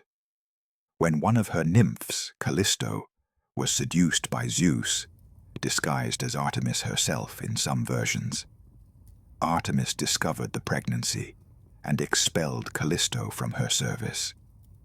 Callisto would later be transformed into a bear by Hera, and eventually placed in the stars as the constellation Ursa Major. But Artemis was not only a punisher, she was also a protector, especially of young girls and women in childbirth. This seems paradoxical. How could a virgin goddess protect women giving birth? But the Greeks saw no contradiction. Artemis represented the transition from girlhood to womanhood, and childbirth was the most dangerous transition a woman faced in ancient times. Artemis, who had helped her mother Leto deliver Apollo, understood this danger and offered her protection. Young girls would dedicate their dolls and toys to Artemis when they reached marriageable age, marking the end of childhood. Brides would make offerings to Artemis before their weddings. Women in labor called upon Artemis to ease their pain and ensure safe delivery. Artemis demanded respect and devotion from her worshippers. When King Oeneus of Calydon forgot to include Artemis in his harvest sacrifices, she sent a monstrous boar to ravage his lands. This became the Caledonian boar hunt, one of the great adventures that brought together many of Greece's heroes, including Atalanta, the famous huntress who was the first to wound the boar. Artemis loved Orion, the great hunter, or at least felt deep affection for him. Whether it was romantic love or companionship is debated. Orion was perhaps the only male allowed to hunt with Artemis and her nymphs, but their relationship ended in tragedy. In some versions, Orion tried to assault one of Artemis's nymphs, and she killed him with an arrow. In other versions, Apollo, jealous or concerned about his sister's association with Orion, tricked Artemis into shooting Orion, not realizing who her target was. Grief-stricken, Artemis placed Orion in the stars as a constellation where he hunts eternally across the night sky. Artemis had a dark side, associated with sudden death. While Apollo's arrows brought death to men, Artemis's arrows brought death to women, particularly death in childbirth. The Greeks believed that women who died suddenly and painlessly had been struck by Artemis's arrows, a gentler death than disease or violence. Artemis and Apollo often acted together. When the giant Tityos attempted to rape their mother Leto, the twins killed him with their arrows. When Niobe, a mortal queen, boasted that she was superior to Leto because she had 14 children, while Leto had only 2, Artemis and Apollo killed all of Niobe's children with their arrows.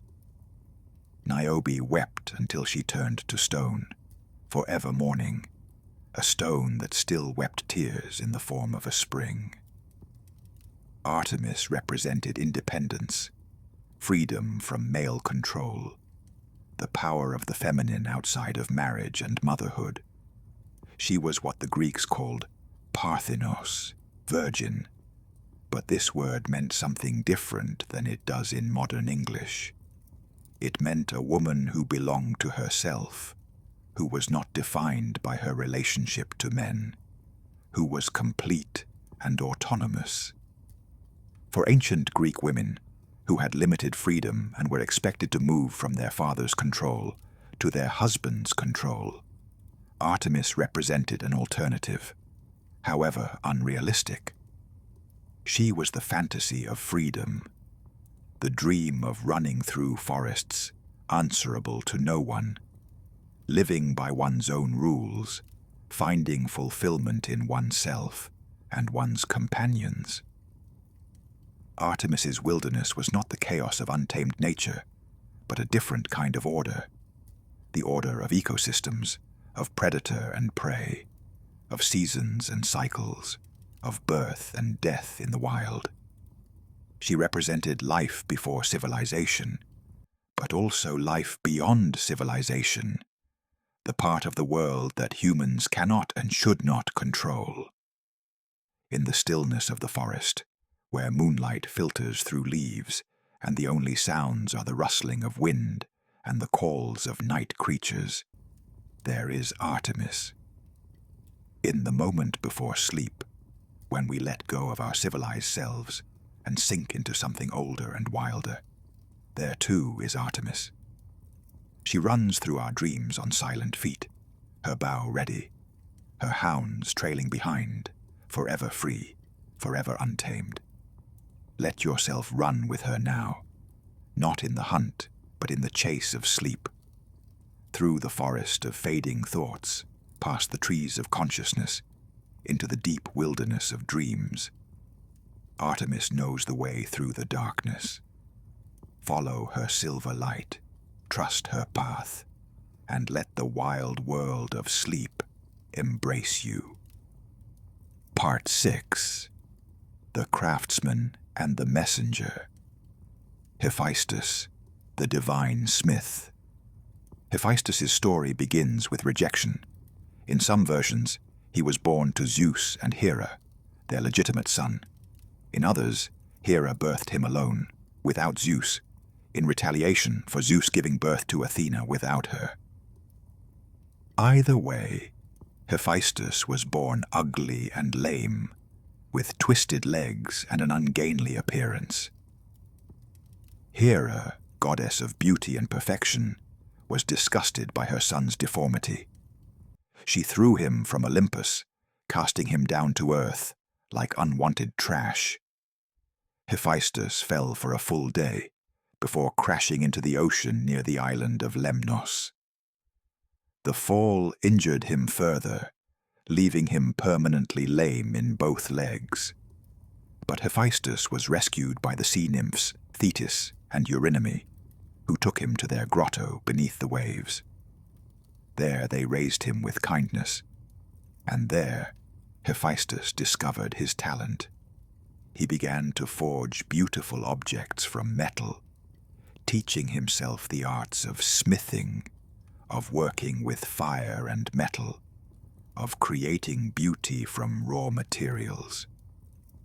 For 9 years, Hephaestus lived in the sea grotto, making jewelry and ornaments for Thetis and Eurynome. He made brooches and earrings, necklaces and bracelets, each one more beautiful than the last. He was happy there, loved and appreciated, far from the gods who had rejected him. But Hephaestus had not forgotten his mother's cruelty. He forged a golden throne of incredible beauty and sent it to Olympus as a gift for Hera. Delighted, Hera sat upon it. Immediately, invisible chains sprang up and bound her to the throne. She could not move, could not free herself. Hephaestus had crafted a perfect trap. The gods tried everything to free Hera. They pleaded with Hephaestus to return and release her. He refused. They tried to force him, but Hephaestus had no interest in returning to Olympus. Finally, Dionysus, god of wine, came to Hephaestus with a different approach. He befriended Hephaestus, shared wine with him, and eventually convinced him to return to Olympus voluntarily. Hephaestus came back, drunk and riding on a donkey, an undignified entrance for Olympus, but fitting for the god who had been cast out for not being dignified enough.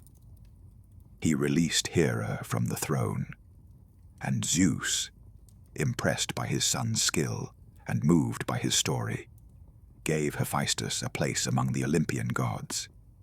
Hephaestus became the divine craftsman, the god of smithing and metalwork, of fire and forge.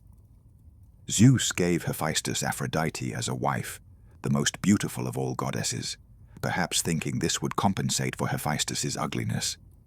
But this marriage was a disaster. Aphrodite despised her ugly, sooty, lame husband. She had numerous affairs, most notably with Ares, god of war. Hephaestus discovered Aphrodite's infidelity with Ares and crafted another trap. He made a net of bronze, so fine it was invisible, and set it above his bed. The next time Aphrodite and Ares met there, the net fell and trapped them in their embrace, unable to escape or separate. Hephaestus called all the gods to witness his wife's betrayal. The gods came and saw Aphrodite and Ares caught in the act, and they laughed, though the goddesses stayed away out of modesty. Poseidon eventually convinced Hephaestus to release them, promising that Ares would pay compensation. Hephaestus agreed, though Ares never paid, and Aphrodite immediately left Hephaestus and returned to her affair with Ares. Despite his personal misfortunes, Hephaestus's skill was unmatched. He forged the palaces of the gods on Olympus. He made Zeus's thunderbolts, Poseidon's trident, Hades's helmet of invisibility. He crafted Achilles' armor at Thetis's request, armor so magnificent that its description takes up large portions of the Iliad. He made Heracles' chariot, Helios's sun chariot, and countless other divine items. Hephaestus also created the first woman, Pandora, on Zeus's orders. Zeus wanted to punish humanity for Prometheus's theft of fire, so he commanded Hephaestus to mold a woman from clay. Hephaestus crafted her to be beautiful, and each god gave her a gift. Athena gave her skill in weaving. Aphrodite gave her beauty and desire. Hermes gave her cunning and deceit. Then Zeus gave her a jar, mistranslated in later versions as a box, and sent her to Prometheus's brother, Epimetheus. Epimetheus, whose name means afterthought, as opposed to Prometheus, forethought, accepted Pandora, despite his brother's warnings, never to accept gifts from Zeus. Pandora, curious about the jar she'd been given, opened it. Out flew all the evils that plague humanity: disease, old age, toil, spite, envy, and countless other miseries. Only hope remained inside the jar, trapped when Pandora closed it too late. Hephaestus had a forge beneath Mount Etna in Sicily, where he worked with the Cyclopes as his assistants. The volcano's eruptions were believed to be smoke and fire from Hephaestus's forge, where he was always working, always creating. Hephaestus was worshipped by craftsmen, smiths, and artisans. In Athens, he shared a temple with Athena, the two craft deities honored together.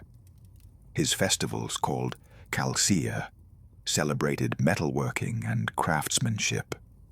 He represented the transformative power of skill and labor, the ability to take raw materials and create something of value and beauty. Hephaestus's story is one of overcoming rejection, of finding worth in oneself despite others' judgments, of turning pain into productivity.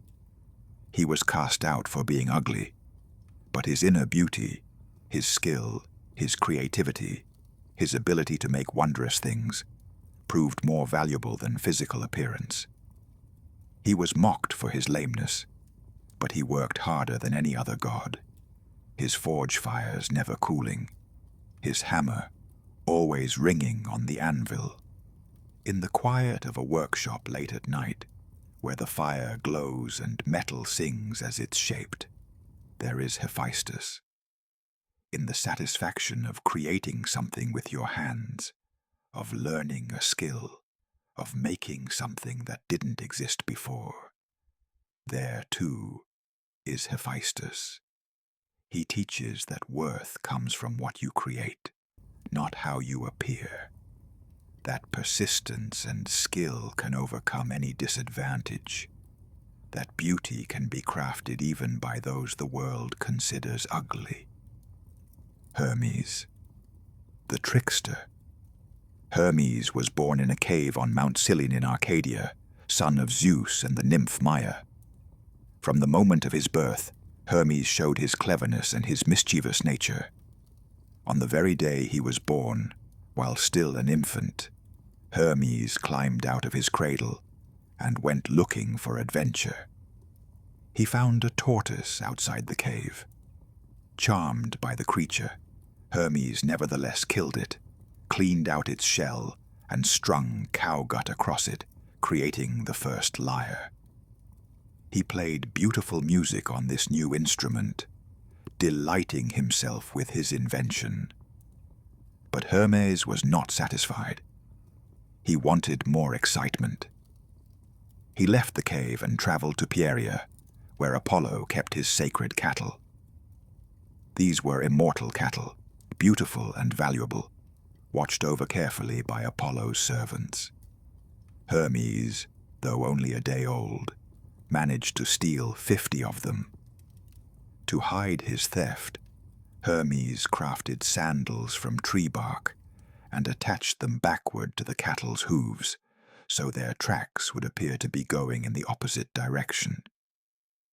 He drove the cattle backward as well, and he himself walked backward, creating a trail that seemed to show the cattle walking toward Pieria rather than away from it.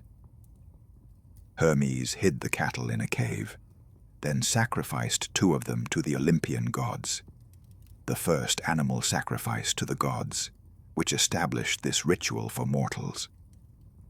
But young Hermes divided the sacrifice into 12 portions, 1 for each Olympian, including himself, presuming his place among the gods even as an infant. Then he hurried back to his cave, slipped into his cradle, and pretended to be an innocent baby when his mother checked on him. Apollo soon discovered his cattle missing, and being a god of prophecy, eventually traced the theft to Hermes. He stormed to the cave and confronted Maia, who showed him her infant son, wrapped in blankets, looking perfectly innocent. But Apollo was not fooled. He took Hermes to Zeus to settle the matter. Hermes, before Zeus and all the assembled gods, swore an oath that he had not stolen Apollo's cattle, and technically he hadn't driven them to his home, just hidden them nearby. He was clever with his words, using loopholes and technicalities, the first lawyer. But Zeus, amused rather than angry, saw through the trick and commanded Hermes to return the cattle. Hermes led Apollo to the cave where he'd hidden them. But as they walked, Hermes played the lyre he'd invented, and Apollo was entranced by the beautiful music. Apollo, who was himself the god of music, had never heard such a lovely instrument. He offered to trade the cattle for the lyre. Hermes agreed but asked for more. He wanted to be made the god of shepherds and herds. Apollo agreed and gave him a golden staff as well. Later, when Hermes invented the panpipes, or syrinx, Apollo traded his own golden staff for these as well, and this staff became the caduceus, Hermes's symbol, a golden rod with 2 serpents entwined around it. Zeus was so delighted by his clever son that he made Hermes the messenger of the gods. Hermes would be the only god who could travel freely between Olympus, the mortal world, and the underworld. He became the guide of souls to the afterlife, the patron of travelers, the god of boundaries and transitions. Hermes wore winged sandals that allowed him to fly, and a winged cap called a petassos. He carried his caduceus, which could put people to sleep or wake them. He was fast, clever, and utterly untrustworthy in the best possible way. He was a trickster, a thief, but also a helper and protector. Hermes guided many heroes on their quests. He gave Perseus the adamantine sword to kill Medusa. He led Priam safely through the Greek camp to retrieve Hector's body from Achilles. He helped Odysseus resist Circe's magic by giving him the herb moly. He conducted souls to the underworld, including Eurydice, after Orpheus failed to bring her back. Hermes was patron of merchants, thieves, travelers, and anyone who crossed boundaries. He was god of roads and doorways, of commerce and cunning, of language and interpretation. The word hermeneutics, the study of interpretation, comes from his name. Hermes had many children, including Pan, the goat-footed god of shepherds and wild places, born to the nymph Dryope.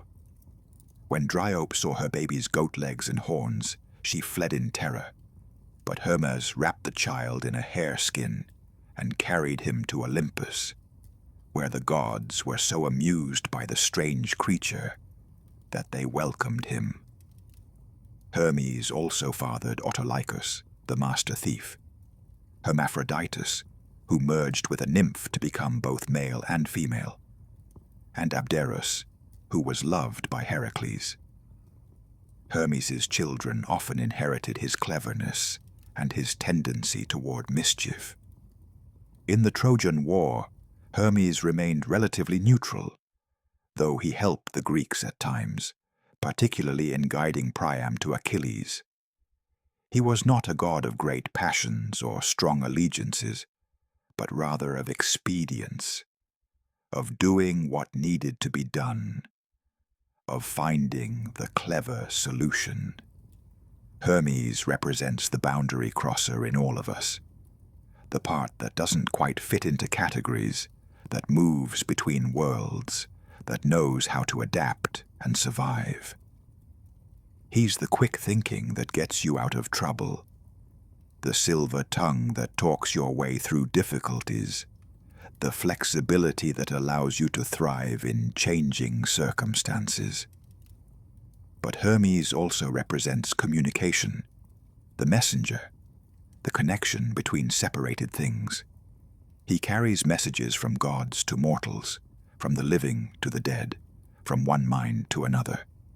He is language itself, the bridge of meaning, the interpretation that allows understanding. In the twilight space between waking and sleeping, Hermes walks. He knows this boundary well, this threshold between states of being. He guides travelers through the night, through dreams, through the passages between worlds.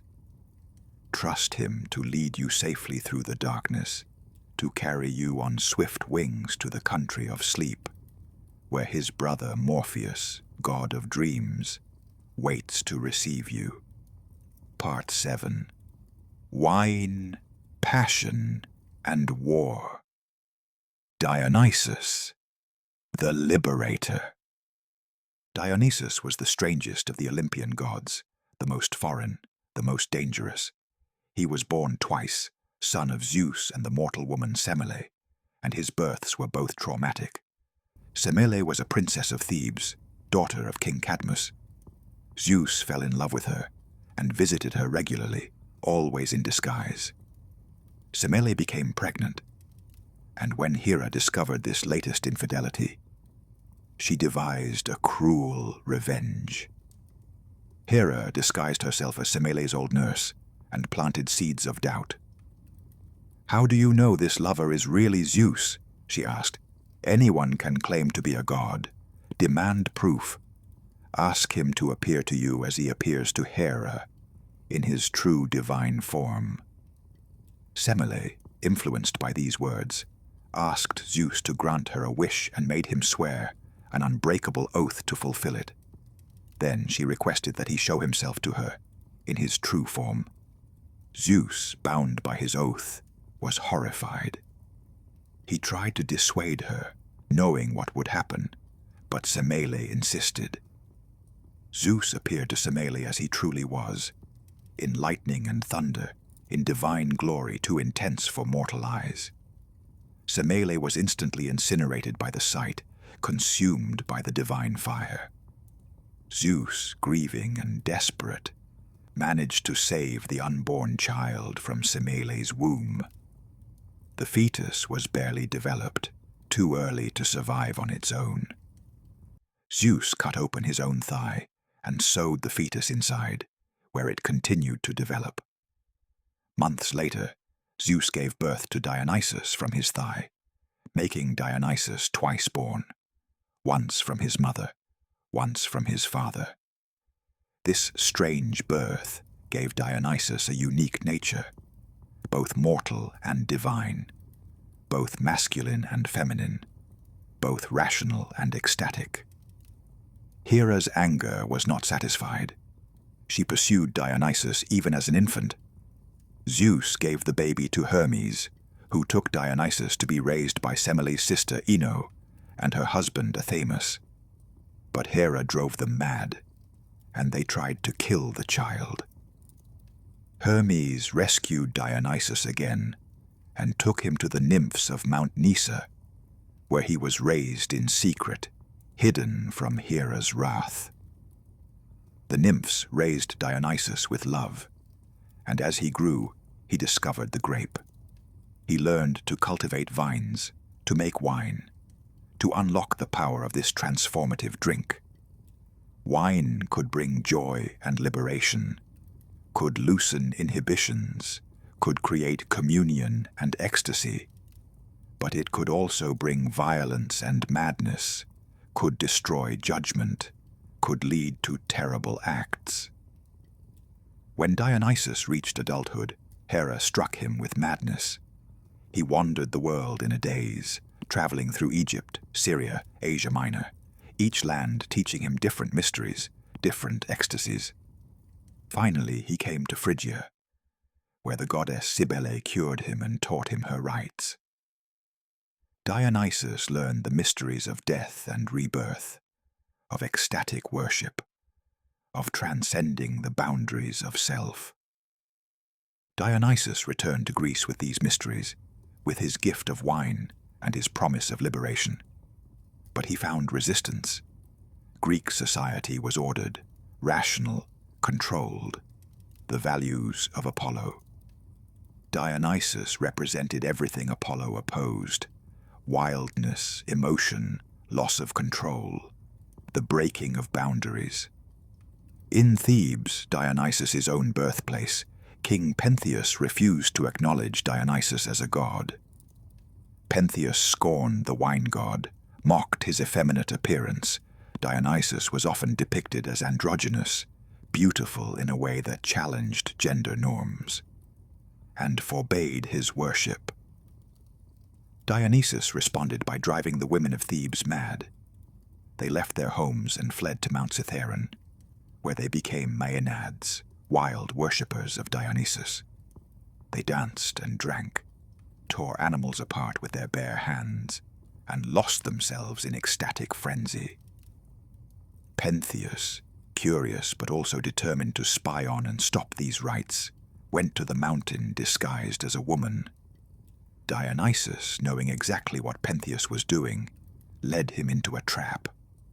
The Maenads, in their frenzy, saw Pentheus and mistook him for a wild animal. Led by Pentheus's own mother, Agave, they tore him apart with their bare hands. Agave, still mad with Dionysian ecstasy, carried her son's head back to Thebes, believing it was a lion's head she'd hunted. Only when the madness faded did she realize what she'd done. This story, told in Euripides's play, The Bacchae, shows Dionysus's power and his danger. He is a liberator, yes, freeing people from social constraints and rigid self-control. But that liberation can become destruction. The loss of boundaries can mean losing everything that makes you human. Dionysus traveled with Athiasus, a procession of followers, Maenads, women driven to ecstasy, satyrs, half-goat creatures of lust and revelry, and Sileni, older satyr-like beings, often drunk. They moved from place to place, bringing wine and worship, challenging every city to accept Dionysus or face his wrath. Dionysus descended to the underworld and retrieved his mother Semele, bringing her to Olympus and making her immortal. This showed his power over death, his ability to cross the final boundary and return. The mysteries of Dionysus often focused on this theme: death and rebirth, the vine that is cut down each winter and grows again each spring, the eternal cycle of life. Dionysus married Ariadne, a mortal princess whom Theseus had abandoned on the island of Naxos. Ariadne was heartbroken, alone on the beach, when Dionysus found her. He fell genuinely in love with her, married her with great celebration, and made her immortal. Their marriage was one of the few happy relationships among the Olympians, built on mutual affection rather than power or obligation. Dionysus was the patron of theater, particularly tragedy. The great dramatic festivals in Athens were held in his honor. Theater, like wine, allowed people to lose themselves, to experience emotions more intensely, to explore aspects of human nature usually kept hidden. Actors wore masks, literally changing their identities, becoming other people, crossing the boundary between self and other.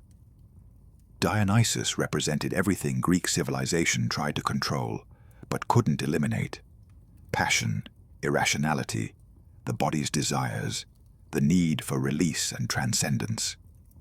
He was foreign, yet native, civilized, yet wild, divine, yet earthy. He was the god of contradictions, of paradox, of the impossible made real. In wine, the Greeks saw a mirror of Dionysus's nature, something that could bring joy or destruction, that could create community or violence, that was both gift and danger. They worshipped Dionysus with a mixture of celebration and fear, welcoming his blessings while knowing his power could overwhelm and destroy. As you drift toward sleep, think of Dionysus's gift, the ability to let go, to surrender control, to trust in processes larger than yourself. Sleep is Dionysian. You cannot force it, cannot will it into being. You can only create conditions for it and then release yourself into its embrace. Let go of the day's masks, the roles you play, the self you construct. Let the boundaries soften, blur, dissolve. Dionysus whispers, "Let go, let go, let go." Ares and Aphrodite, war and love. Ares was the god of war, but not the glorious strategic war that Athena represented. Ares was bloodlust, violence, the brutal chaos of battle. He loved conflict for its own sake, delighted in the clash of weapons and the cries of the dying. The Greeks, who valued Athena's intelligent warfare, largely despised Ares, seeing him as brutal and cowardly. In the Iliad, Zeus himself scorns Ares, telling him he is the most hateful of all the gods, loving nothing but strife and conflict. When Ares is wounded in battle by the mortal hero Diomedes, with Athena's help, he runs crying to Zeus, who shows him no sympathy.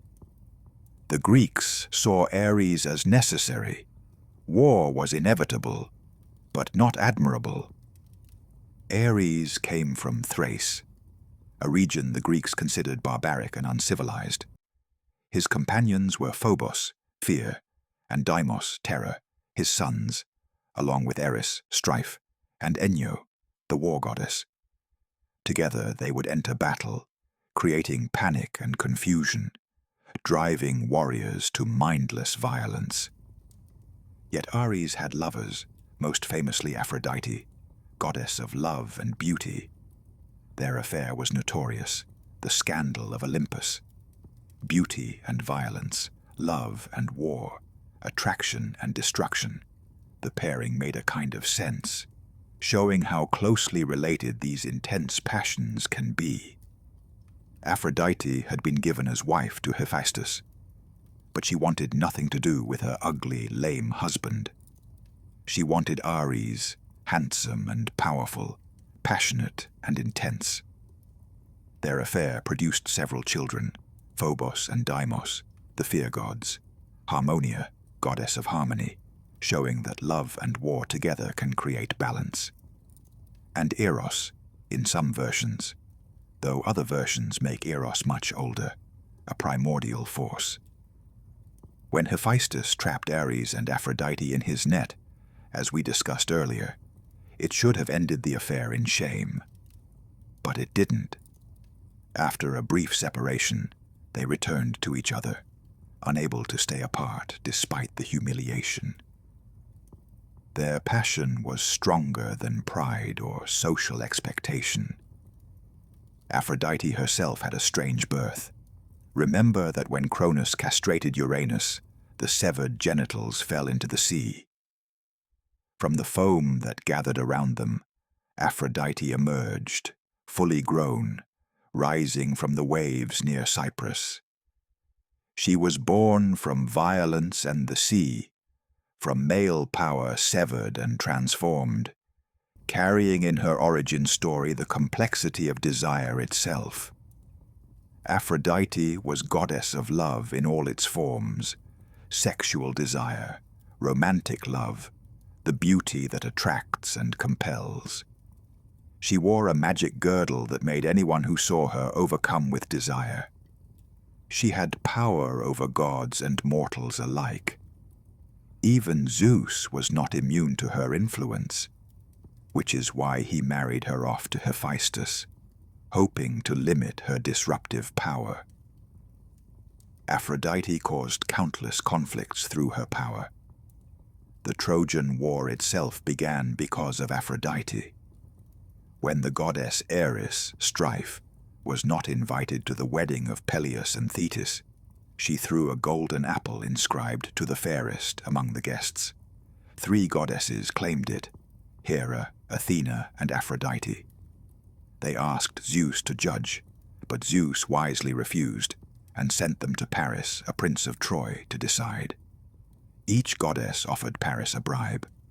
Hera offered power and kingdoms. Athena offered wisdom and victory in battle. Aphrodite offered the most beautiful woman in the world as his wife. Paris chose Aphrodite, and she helped him abduct Helen, wife of Menelaus, king of Sparta. This abduction started the Trojan War, 10 years of brutal conflict that killed countless heroes and eventually destroyed Troy. During the war, Aphrodite supported the Trojans, protecting Paris and occasionally Aeneas, her son by the Trojan prince Anchises.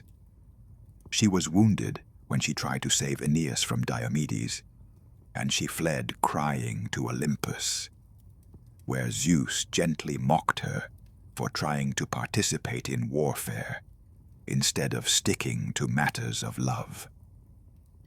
Aphrodite could be kind and generous, helping lovers unite, blessing marriages with affection and children. But she could also be cruel and vindictive.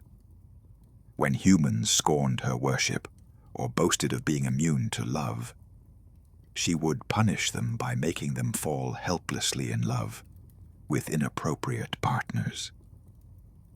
She cursed the women of Lemnos with an unbearable stench because they neglected her worship.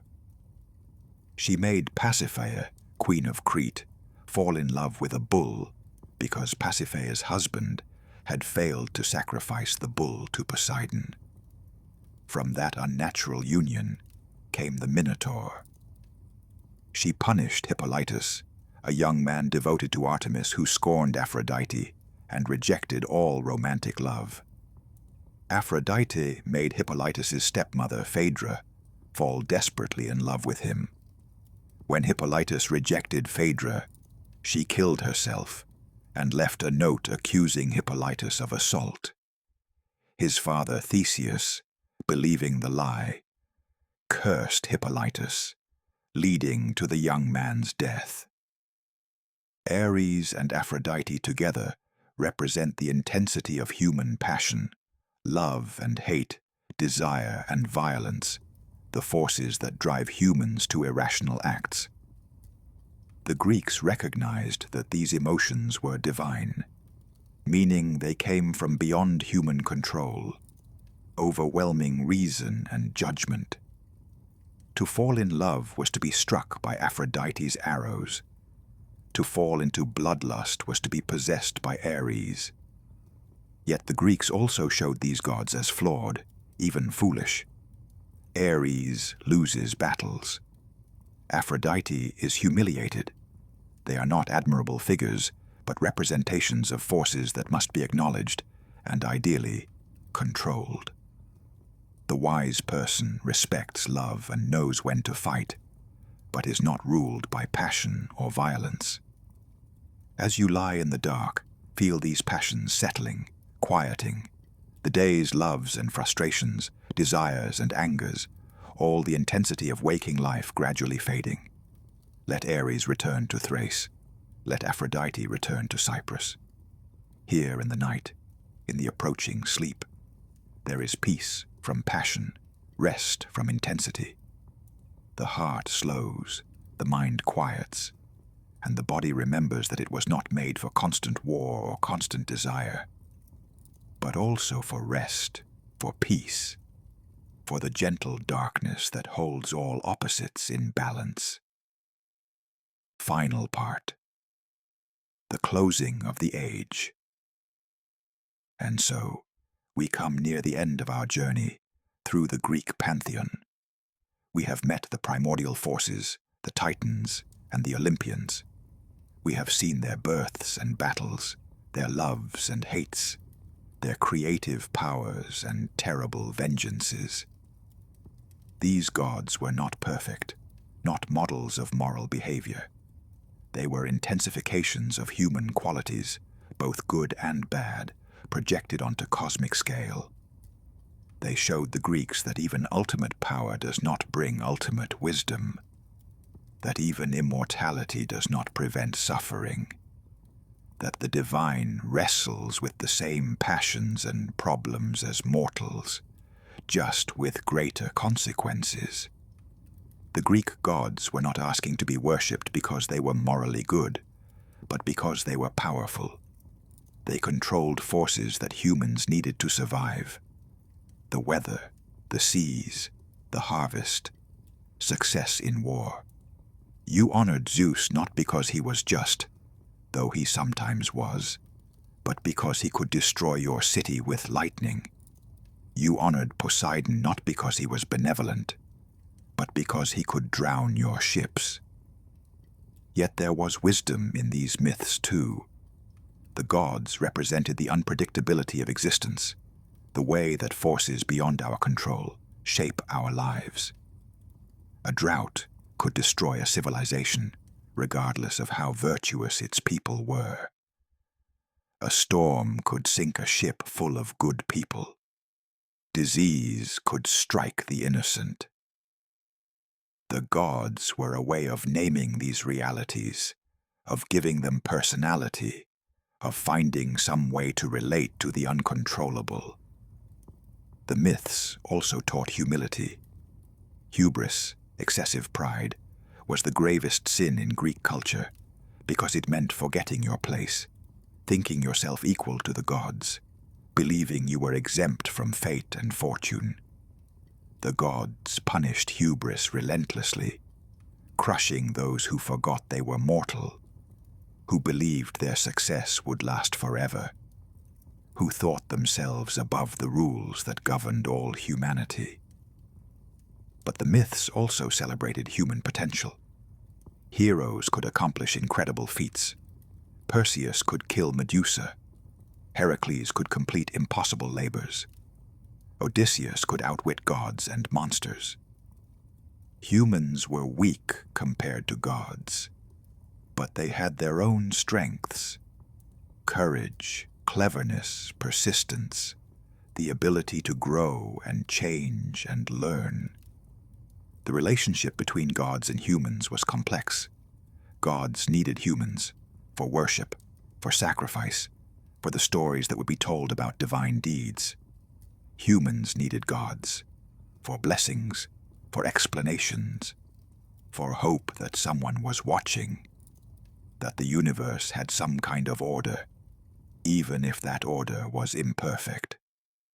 In our modern world, we no longer worship these gods, but their stories remain powerful. They speak to permanent aspects of human experience: the desire for love, the fear of death, the longing for justice, the struggle against forces we cannot control. Zeus may not actually throw lightning bolts, but we still deal with authority figures who wield power imperfectly. Hera's jealousy, Aphrodite's passion, Ares' violence, Athena's wisdom. These are eternal human experiences, just as relevant now as they were 3,000 years ago. The myths remind us that we are part of ancient patterns, that humans have always struggled with the same questions, felt the same emotions, faced the same challenges. In that continuity, there is comfort. We are not alone in our struggles. Countless generations have come before us, have faced their own monsters and labyrinths and impossible tasks, and have found ways to endure.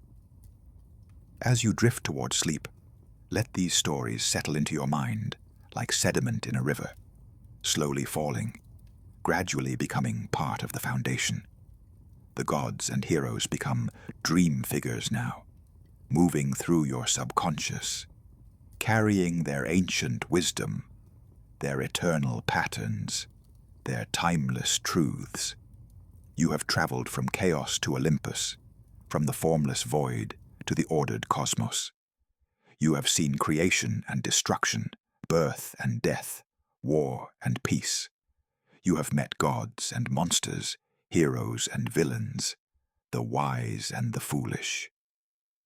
You have journeyed through 8 hours of stories that span millennia, that connect you to the very roots of Western civilization.